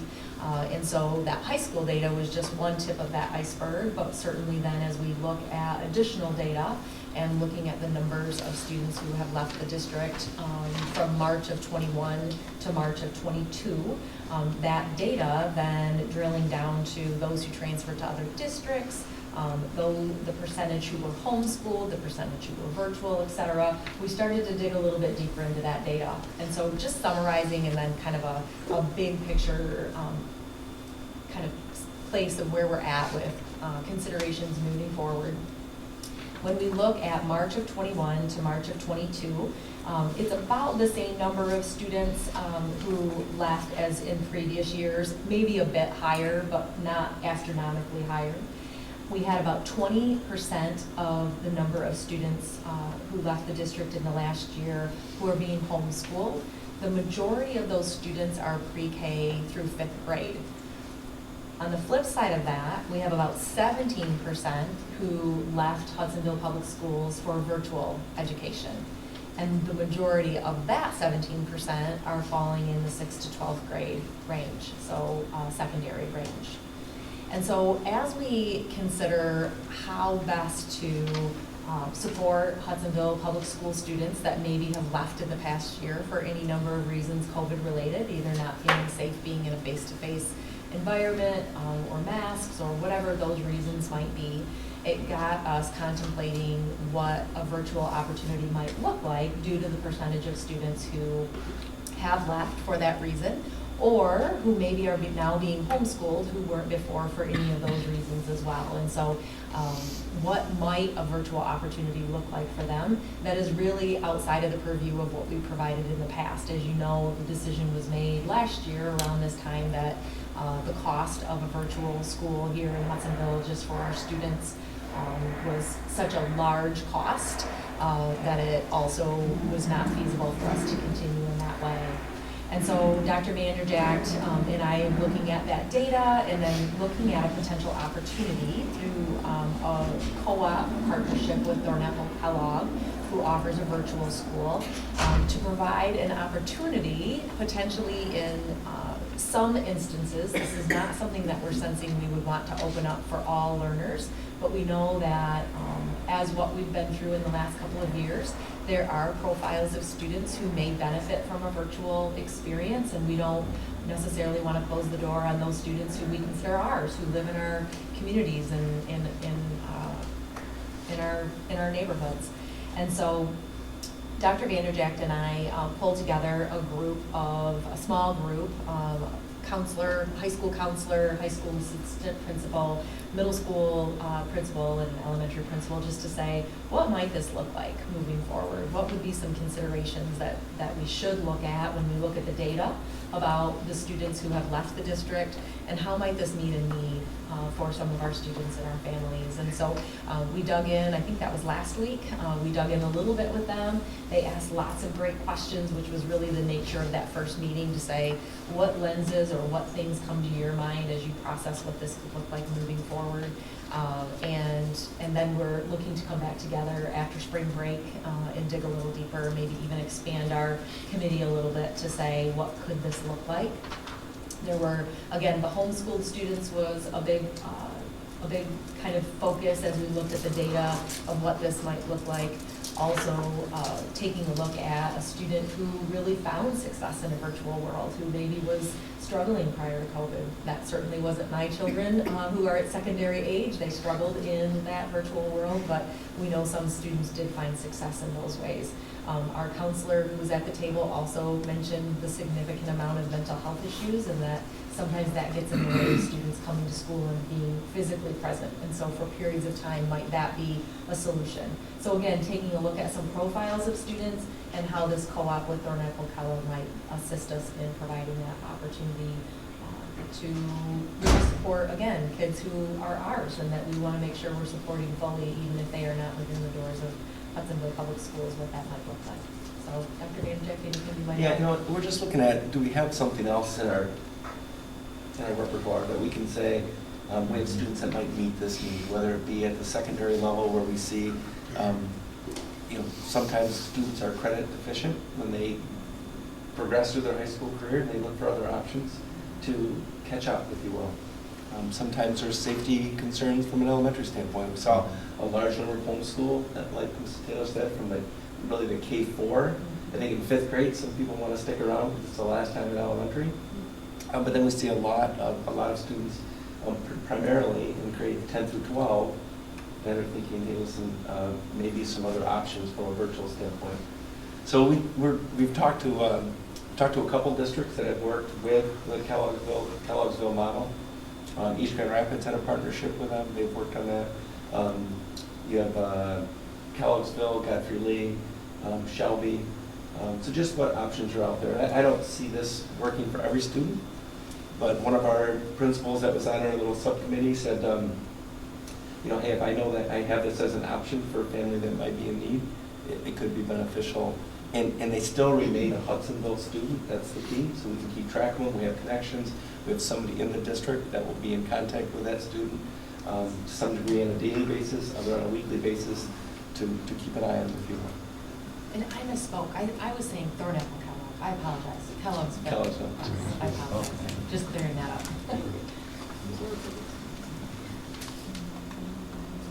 So would this also, and I apologize for not remembering, but would this also apply then for students who otherwise might be candidates for the alternative high schools?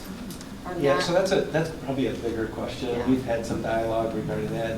That's something, as we're going to talk a little bit about our strategic planning goals, alternate pathways to graduation is something that I know Amy's going to talk about, and that could fall in that line also. Or in all honesty, there could be a discipline situation that we now have maybe an option for a student that maybe not be the ideal location to become an indoor building to get an education, but we can work with them on maybe providing some alternate path to get credits and get a high school diploma. What are the next steps then? Really to have discussion here, and then we want to. Okay, so discussion you're looking here, for and the, then okay. we're not looking for, I would say, approval, but we want to get some discussion amongst the board. We want to reconvene after spring break with our team, kind of expand what it might look like, and then have more dialogue again with Kellogg'sville. How many of our neighboring districts are offering virtual options right I would say now? Is it common, is it uncommon across the ISD? it's still fairly uncommon. Still fairly Yeah, uncommon. still fairly uncommon. I would say 3 off the top of my head come right forward, but that would. Okay, that so would- most districts post, the COVID requirements and so forth, most districts that had virtual options shut them off. Correct. Okay. Is this potentially also a hybrid approach for, I know, I've talked to some parents who are homeschooling but are seeking options for some subjects and some content to go, well, perhaps I want to do science and math with the district but homeschool the rest. Is that like a hybrid option? It could be. I think that's a whole other part of the conversation when you talk about homeschool. For example, some districts have a homeschool cooperative agreement where students can come into the building for some content or specials or music or band or some of those things. So that came up during our dialogue as well. So again, it kind of connects. The larger conversation is definitely connecting back to one of the SOAR goals as far as alternate pathways for graduation. But the data just kind of sped that dialogue up a little bit this spring as we were looking at digging deeper. It's definitely worth exploring. It seems like it, yeah. Now the curriculum will be a Kellogg'sville, we keep the head count, but the curriculum will be a Kellogg'sville head count, right? Which they're going to offer, or I shouldn't say that, I should say a common curriculum, which they'll offer to a variety of districts then, right? Exactly, yes, and it'd be connected to the state standards, which To the is state also standard, yeah. what we teach, potentially the different resources, so to Yeah. say, but it would be state standards preparing students for graduation, SAT, whatever that might be.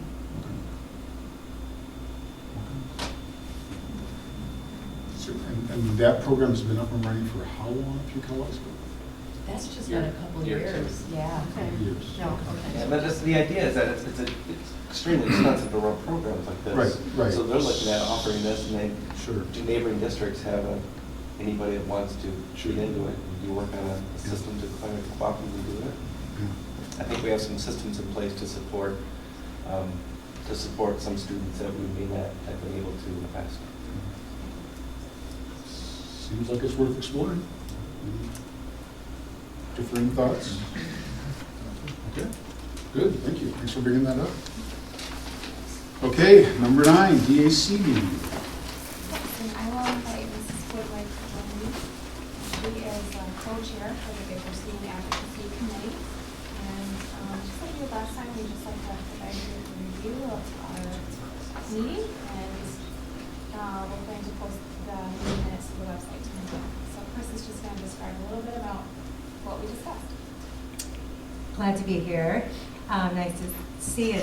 And I'm just honored that I get to do this with Mandy. I try not to talk as much and try to be as calm and collected as Mandy, because I think she speaks so good. But I'm grateful that I get to do that with her.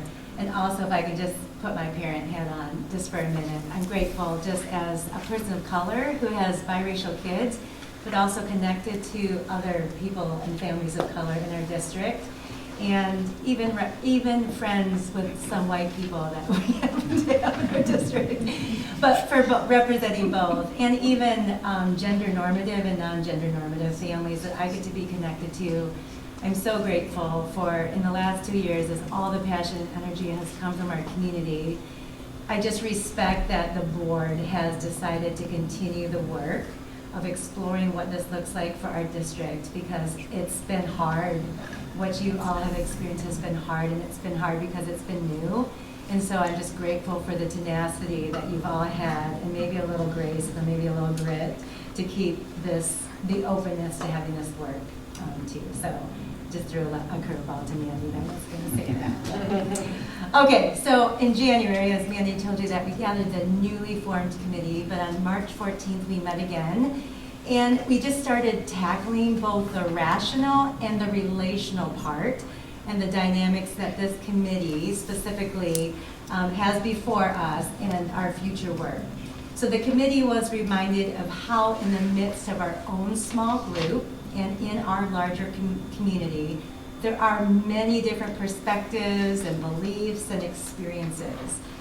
And within our group specifically, but also in our broader community, we also hold many important common values about our district and about the people who are included in its boundaries, especially our kids, and to let our shared values guide us relationally as we have to do the hard work of sifting through the rational parts of this work.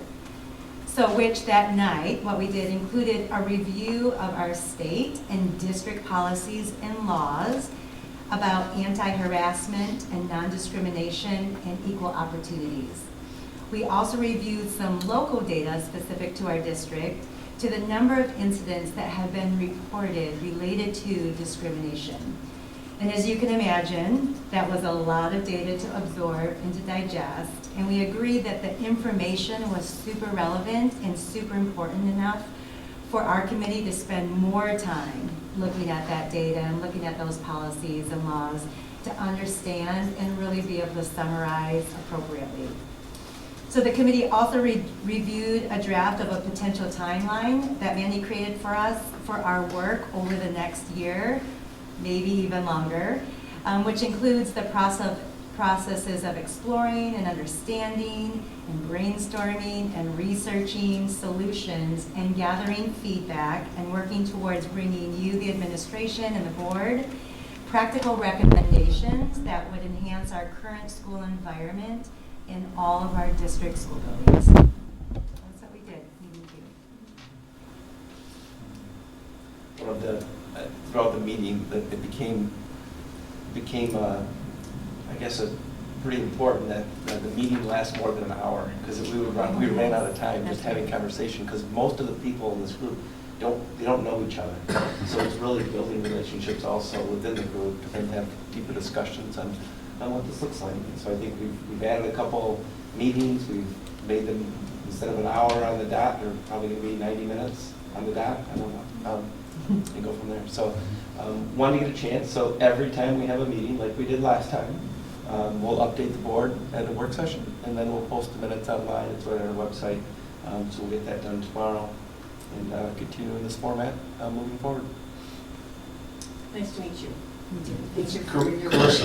Carissa Woodwike, and just randomly, there are actually two Carissa Woodwikes in the district. Oh, that's so funny. One is Korean and one is not. So if you see us, if you see us, you know, amazing. Two brothers married Carissa. So. Will the minutes being posted, will the membership of that committee be posted as well? Membership is on the website. It's on the website now? Yes. Okay, thank you. Good. Other questions? Great. Thanks for the update. Awesome. Nice job. Thank you. Okay, now we move on to tennis court resurfacing bids. Pat, you get all the fun ones here tonight, huh? I do, I'm lucky.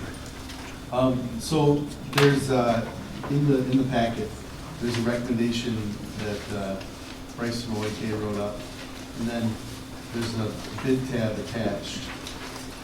And we are recommending a low bidder, Racket Sports.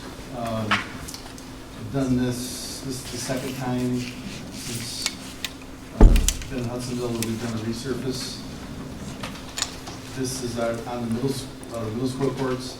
Our high school courts, just by, I guess for context, those are full tension concrete, a whole separate system, pretty expensive system. And we considered that for these courts. Would there be a return on investment? Would it be worth it to do that on these courts? And we felt that we could get considerable value out of the courts by a resurface. Baldwin needs more work. There's cracking. Some of the posts need to be reset. We felt we could do some resurface revision and some rework and get 5 to 10 more years out of these courts before we could make the decision to rip them up in this, really the asphalt base, do that again in these courts, or go the post-tension route. That's a decision we can make in the future. But we did a pretty extensive rework on Riley in the summer of 2018, and we paid $63,000 for that. And so this is, the recommendation is, this is 5 years later for Riley. We're going to just basically do a resurface. So it really amounts to a repaint, reline on most of Riley. And then Baldwin is going to get a lot of work, and they price that, the work at the Baldwin piece at $50,850. So we're really getting really good value at Baldwin. So for the two sites, the price is $79,830. Just because of schedules, they're going to do the work at Riley this summer. Yeah, they're going to do the work at Riley this summer, and because the Baldwin work is more extensive, they're going to do that next summer. There would have been challenges getting that done this year in time for the fall tennis season. So, but our recommendation is to do both sites for $79,830 and to award a bid to Racket Sports. We'll bring that to the board at the next board meeting. So that's for Baldwin and for Riley. Yes. And they've been used before, or OAK at least has some knowledge? I've used Racket. The Racket Sports has a great reputation on the west side of the state, and that I've used them other places, and we use them here. They're phenomenal. But they do most of this work for schools and pickleball courts in West Michigan. Is that spread of concern, Pat? I mean, it was $60,000 spread between the two bids. I mean, sometimes we see folks that miss something and go over bid. Is that any concern along that spread or not? Good question. Really, it's the other bidder is from the other side of the state, and if they got the work, great. But Racket Sports they bid pretty competitively. Gotcha. So then you threw a bid in there, but we weren't too serious about it. Okay. Like I said, it's the first time I've had this bidder bid, this bidder proposed on projects, and they may become more aggressive in the future. But no. So we'll see this in April. Yes. Good, thanks, Pat. And then we move on to Fieldhouse Ceiling. So I want to give you an update on, there was a little bit of a pause in construction at the field house. It was determined about 3 weeks ago that the ceiling deck was about 3 feet too short. So we had to have some emergency meetings that were emergency, let's leave it at that. A lot of discussion to come up with a solution, not only from a timing standpoint, to see how long it would be. Our biggest concern was, number one, getting the steel, which we think we had a solution to, but then getting the erector to stay on site long enough to do the steel work before he leaves for his next job. So there's some timing issues. I think Ken and Barb caught me in the peak of that when there was a lot going on there. We think we have a good solution. I do want to thank, GMB has really stepped up and said, okay, we got to fix this now. OAK has been amazing through this process. It could delay the opening of the field house 3 to 6 months. We don't know yet until we start to see how this comes together. We do still anticipate it will be up and running by the time we get to the fall of 23, which is a little over a year from now. So lots of work. I think it will look nice when it's done. You won't notice that there's 3 feet added to it. You couldn't just dig 3 feet deeper, and it's not easy to just add 3 feet to the top. Fortunately, the beams that are on top, the trusses are 10-foot trusses, 10 feet deep. So when you add 3 feet, it's kind of up in the trusses. But there's all the electrical. They looked at the air handling unit that have to be a larger size now. Obviously, all the duct work. You can't just throw 3 feet of brick around the exterior because there's a weight issue, then there's a wind issue with the size of the walls. So a lot. And I want to update the board, let you know where we are. There were 3 major issues. The one was about time. The one was about whether or not we could, it was even possible to do anything with it. And then obviously what is the cost going to be? We are not to that cost standpoint yet. We do think it's much more manageable. We do understand there's a cost that the district would incur if we were adding 3 feet. There's 3 feet worth of material that we'd have to add. It is different based on, I would say, these emergency meetings and the actual architecture work. And I think GMB will be taking care of that. So we'll get through this. I'm glad we caught it now. We were probably about 2 weeks away from not being able to do anything about it. So it worked out all right. It's unfortunate, but it could be much worse. We'll get it fixed, and it's going nice. I'm not a builder. I'm not either.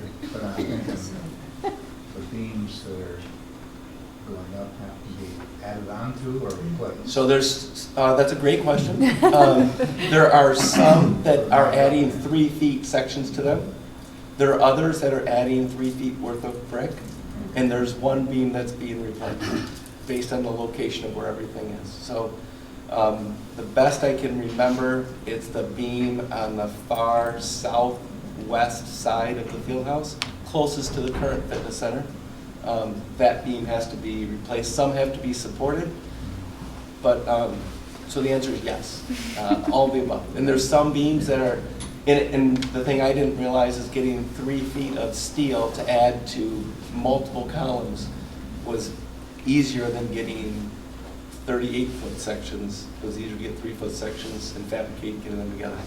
It will be a safe building when it opens. That I can assure you. Yes. We're not. And the third question, Yeah. Again, not being a builder, that's a pretty significant mistake. Yeah. Correct. Do I need to know who made it? Well, I think there's a lot to it. I think with so much going on with different components, and I'm not being an architect or a builder, there are things that you would assume that who's ever designing would take into account, knowing where our expectations are of what facility we're trying to build. It's like forgetting to put a light switch in, right? I kind of assume they would do that. This is pretty significant, but fortunately, I guess the bottom line, we're getting it fixed. Yes, there's some sense of disappointment. Well, the silver lining is my grandkids will have more entertainment. Every watching it go up. Wednesday, they'd like to go down and see everything put up. And we were just saying, it's almost done. So now I'll have some more time. Bring them in. I'm sorry, I know it does not help a lot, but, you know, I just had to make it a little better. Yeah, I want to be clear, there's a strong possibility they will get it back on schedule, which it was. But it's so early in the game right now. We'll know a lot more in the fall, kind of where things fall. But Safety is my first concern. oh, yeah. I mean, I'm envisioning this Can't too. put these up a hot move. No. So is the thought that we've got adequate contingency for whatever cost escalation there is? So the answer is yes, we clearly do. We went through, I think, last meeting, I think we went through where we were with contingencies and with the rest of those. So that really wasn't the issue. I mean, initially, I have to be honest with you, there was conversations, is this going to be a, $6 million issue? It is not even close to that, right, which is helpful. So the answer is yes, we have plenty of contingency, but we also want to pay for what we believe should be the cost if we were to have designed this correctly. Well, we should be accountable for added value. Correct. And materials and spaces added value, but I'm curious when you talk about the meetings and stuff, so we're not the only one accountable for part of this? Correct. Okay. And then from a schedule perspective, I'm curious if the schedule change impacts other contractors from a performance perspective. Yep, so when we stopped construction the next day, and then we got right back on schedule. So if we couldn't keep the erector here, then yes, it would have impacted other contractors. Because we got back on schedule with the erector, and they've been involved in this process the whole time, the answer is no. We don't look like it's going to impact the rest. It's going to, they have more work to do, but it's not like we're going to lose them to go to another site, and then they're not going to come back for 6 months to go through that. And then I'll be curious, and I don't expect you to know this, but you can follow up. What happens to the date we achieve enclosure now? And do we achieve enclosure of the building prior to next winter conditions? Say that again. So Sorry. you want to get a building sealed before the next yes. winter. Yeah. Otherwise, you have added expenses of construction associated with temporary conditions. Yes. And I don't foresee that being an issue at all, primarily because the trusses are already on site and they're slated to start going up next week. Okay. So that site will look enclosed potentially by middle of summer. Okay. Thank you. Other questions or comments? It will not be our last construction issue, but it definitely was. Hopefully by It was far. It's by far the biggest, and I wanted to update you on where we were. Okay, last agenda item, SOAR update. All right, so we're gonna, so we wanted to do this every 6 months or so, update you where we are with our strategic plan.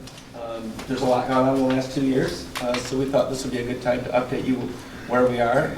I've asked each committee chair to really highlight their goals, and I've asked them to speak on a few of them. We might not speak on all of them. Some we would consider to have been completed, some we think are in progress, and some we haven't had the opportunity to start yet.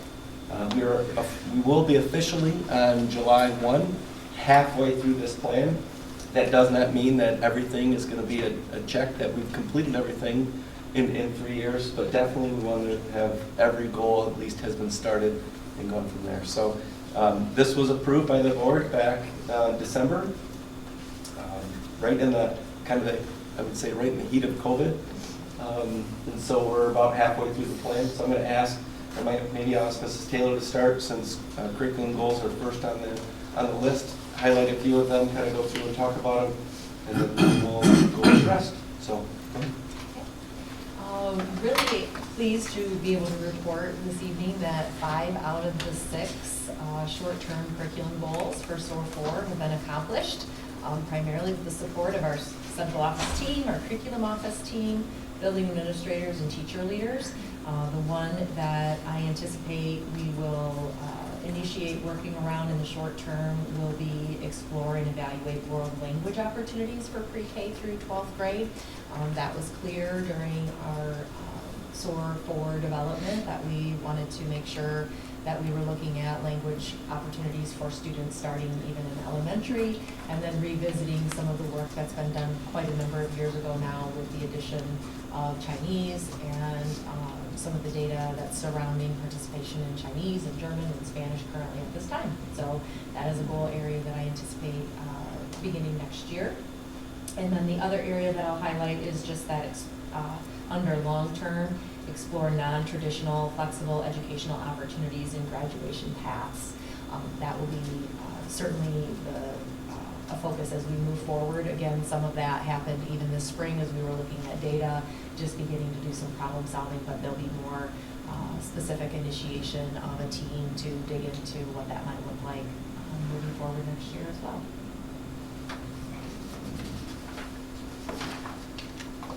Do you want to take questions section by section, or do you want to? We were just providing an update, so if there are questions. Okay, yeah, let's do it section by section. Are there questions on curriculum?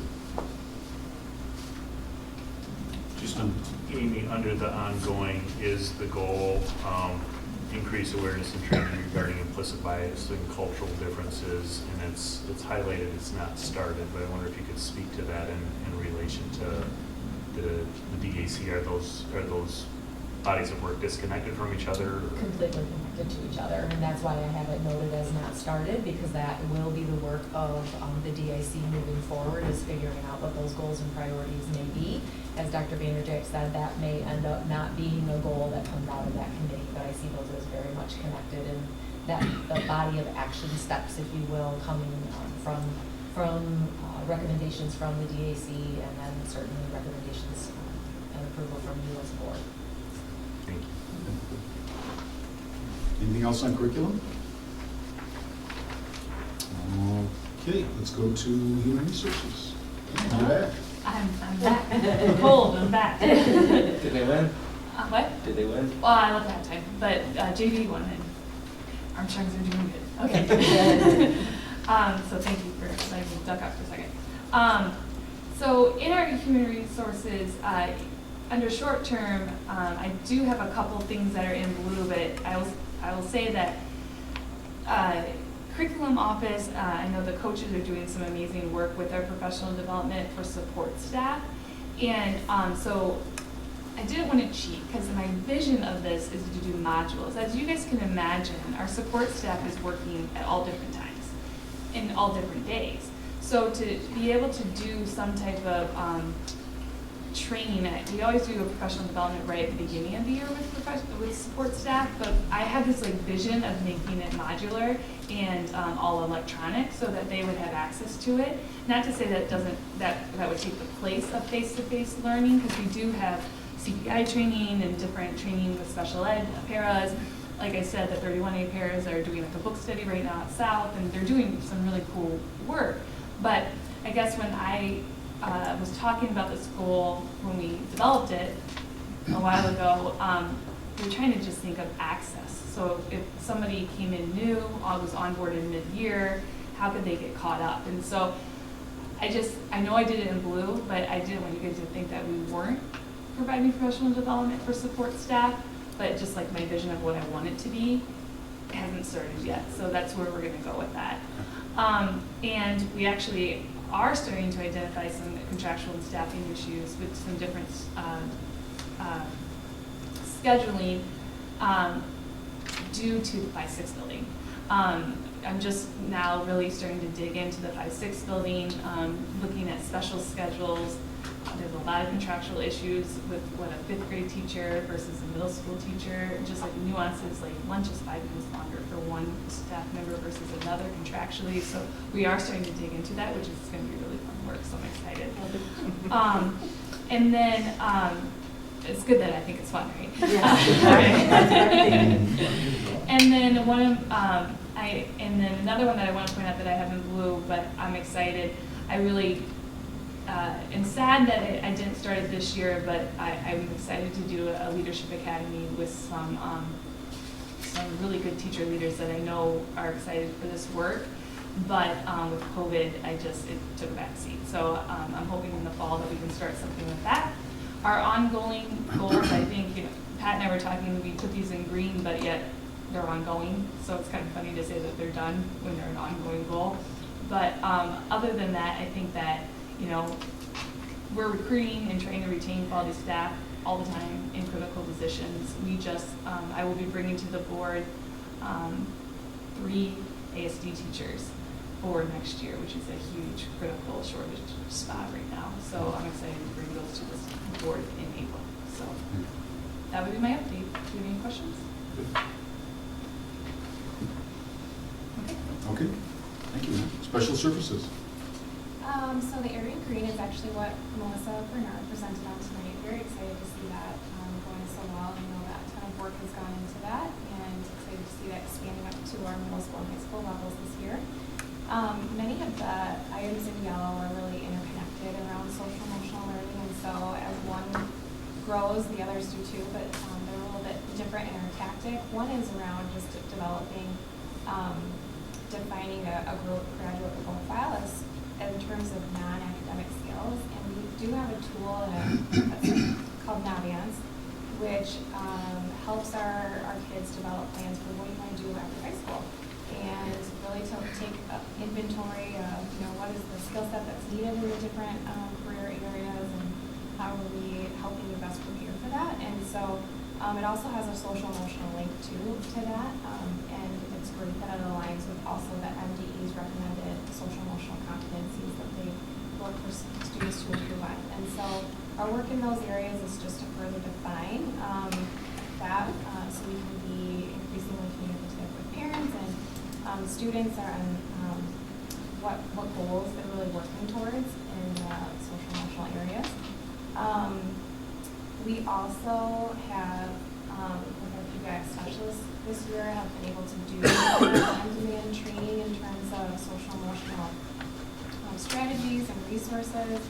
We still have big goals and where we'd like to go with that in terms of providing additional family night opportunities. We recently did an evening event at the elementary level for families that wish to participate in developing a charter with their family. But just looking to explore other avenues, like Melissa mentioned with the podcast, to make sure that we're just sharing information we learn and collect out with the broader community and with teachers so that they can easily access those. And then finally, in the area of special education, one of our goals is related to just building consistency in our child find process. So every building currently does have a child study team, which really evaluates students' progress and levels of concern that teachers may have for an individual student, and really means our legal obligation of making sure that we have systems to identify the student may have a disability and require special education services. So while we have teams in place at every building, our goal is to really develop some further consistencies on what those team meeting processes look like, the forms that are used for referral, and the information that's reviewed in each of those agendas. That's kind of some highlights on some bigger nuggets. Any questions for me? Just a couple questions for clarification. Under the short term, you talked about this briefly. It says define social emotional skills that are necessary for graduates to possess and create specific benchmarks for PK through 12 instruction.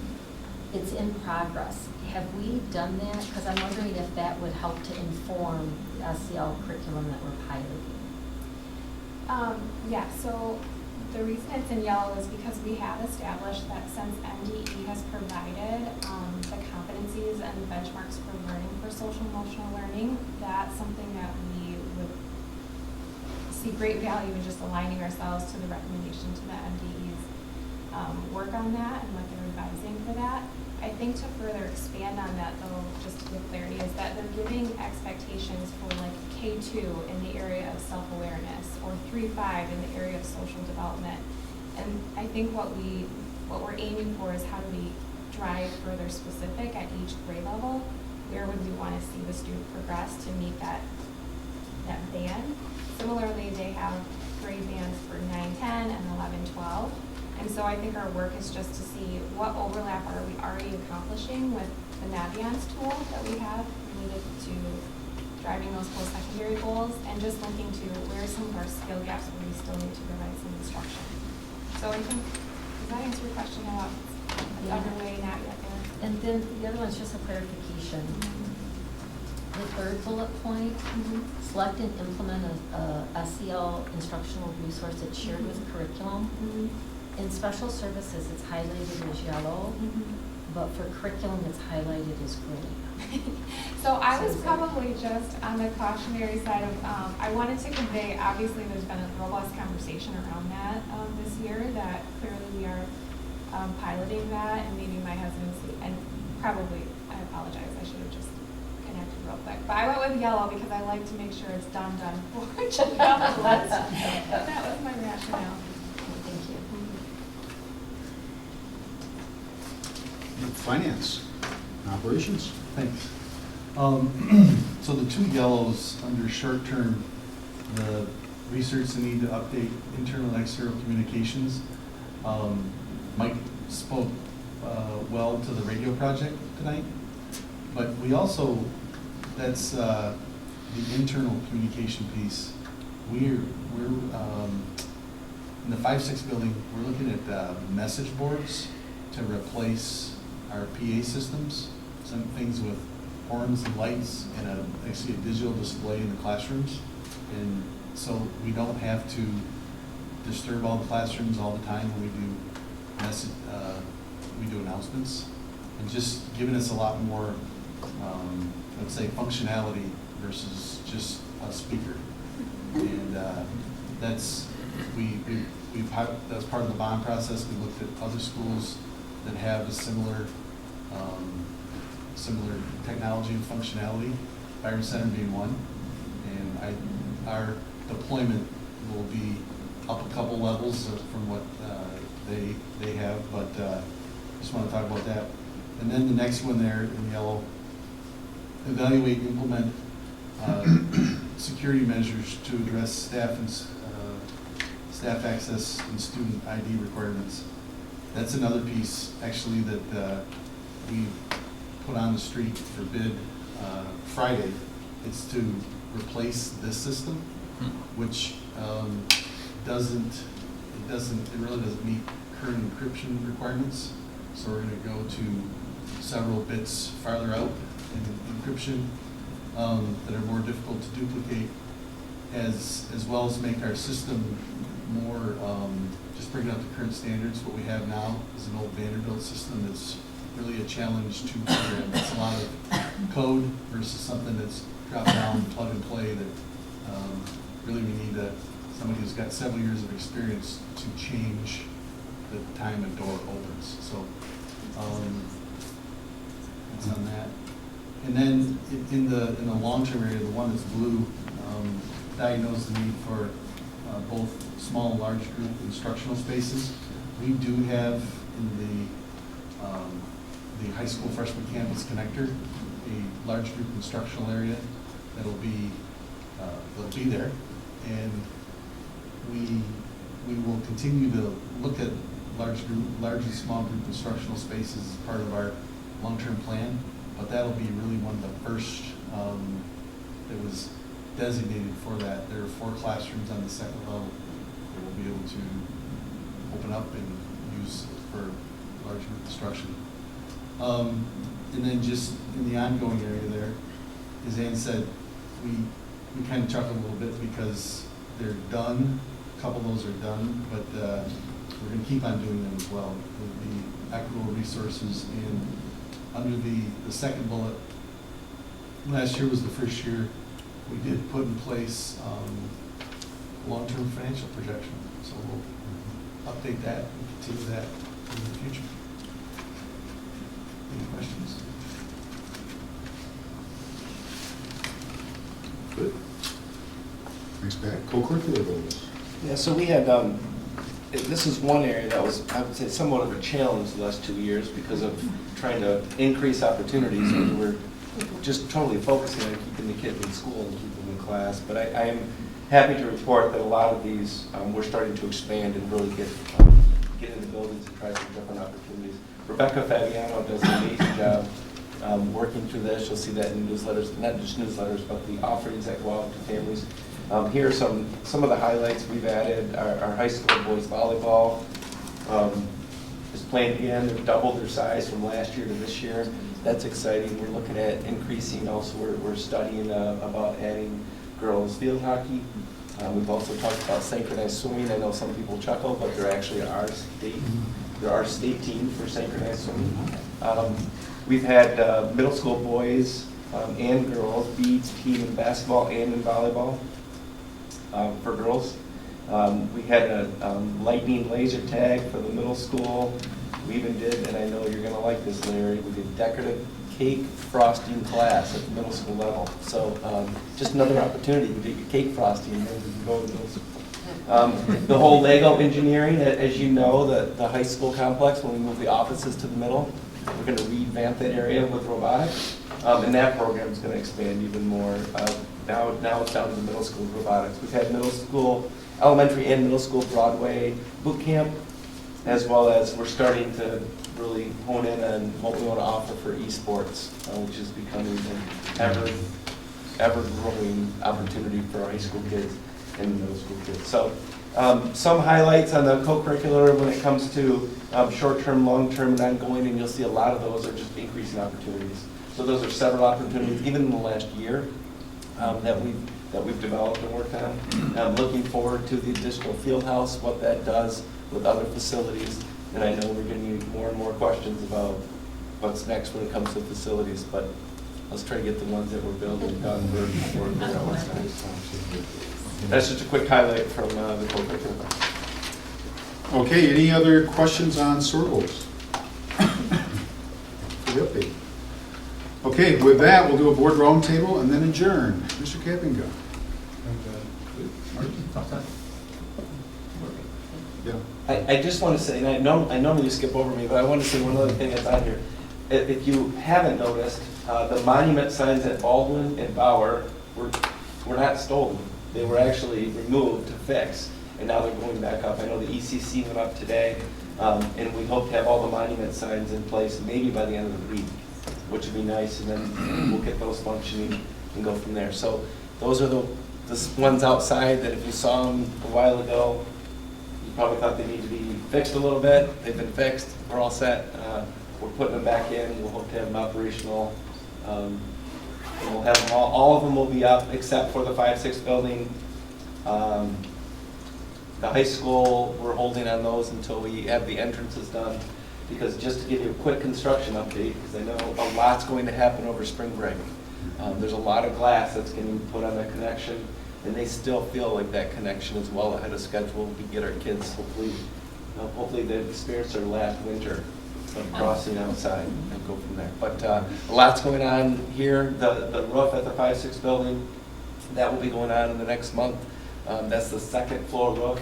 I would like to probably at our work session in May, we'll probably even maybe take a little bit of a break like we did with the choir room and walk over to the connection here to take a look at what it looks like. Classrooms are taking shape, the hallways are done, the walls are going up. Inside they're going to start drywalling. It's exciting. It's hard to understand, but this temporary wall out there probably will not be there when school starts in October. So they'll be starting using that staircase again. We're good to go. So I just want to give a quick construction update. When did you say school starts? When I say October, it starts probably in August. Well, cold weather starts in August. The cold weather, right? yeah, I don't Yeah. know. Sorry, just keep the kids here all the time. Yes. I like them here. Anything else? No, sorry. I would just comment that the noise we heard the music we heard on the outside is the winter drum line, and we have a winter drum line team, and we have 2 winter color guard teams. And Mr. Vanderwall announced at the concert last week that the winter drum line team is second in the state, and one of the winter color guard teams is second in the state now as well. And I think the finals come up on the weekend after spring break week. So it's great. Again, just more offerings, more things for our kids to do. The shows are fantastic. If you get a chance to see them, they're really fun to watch. So. I don't know if anybody got a chance to go to Into the Woods Junior. I had no expectations because I had not seen the regular one or the junior. Took my 5-year-old granddaughter, first place she's been to, and she just was enthralled. Even if it was just about costumes and questions about, well, that's not how the story goes. And it was so cute afterwards, she wanted to have a picture with Rapunzel. And I don't know who this young lady is, but she was so happy that there was a fan, and we had to take a picture, and my granddaughter said, I wish Rapunzel could live with us. And it like melted the little girl's heart, so I'm hoping I made her day as well. It was just so awesome to be able to be back in the theater and to watch that. I'm so looking forward to that happening again. Just happy spring break and thank you to all the staff. Hopefully a well-deserved break that people can get away, and appreciate the fun activities throughout the week to keep kids engaged leading into spring break. I'm super curious. I understand at Baldwin Middle, Wednesday is anything but a backpack day. And they've been showing me lots of TikTok videos, the creativity that kids have had in other schools, and carrying their books around with anything but a backpack. So I hope there's some videos to see what happens at Baldwin.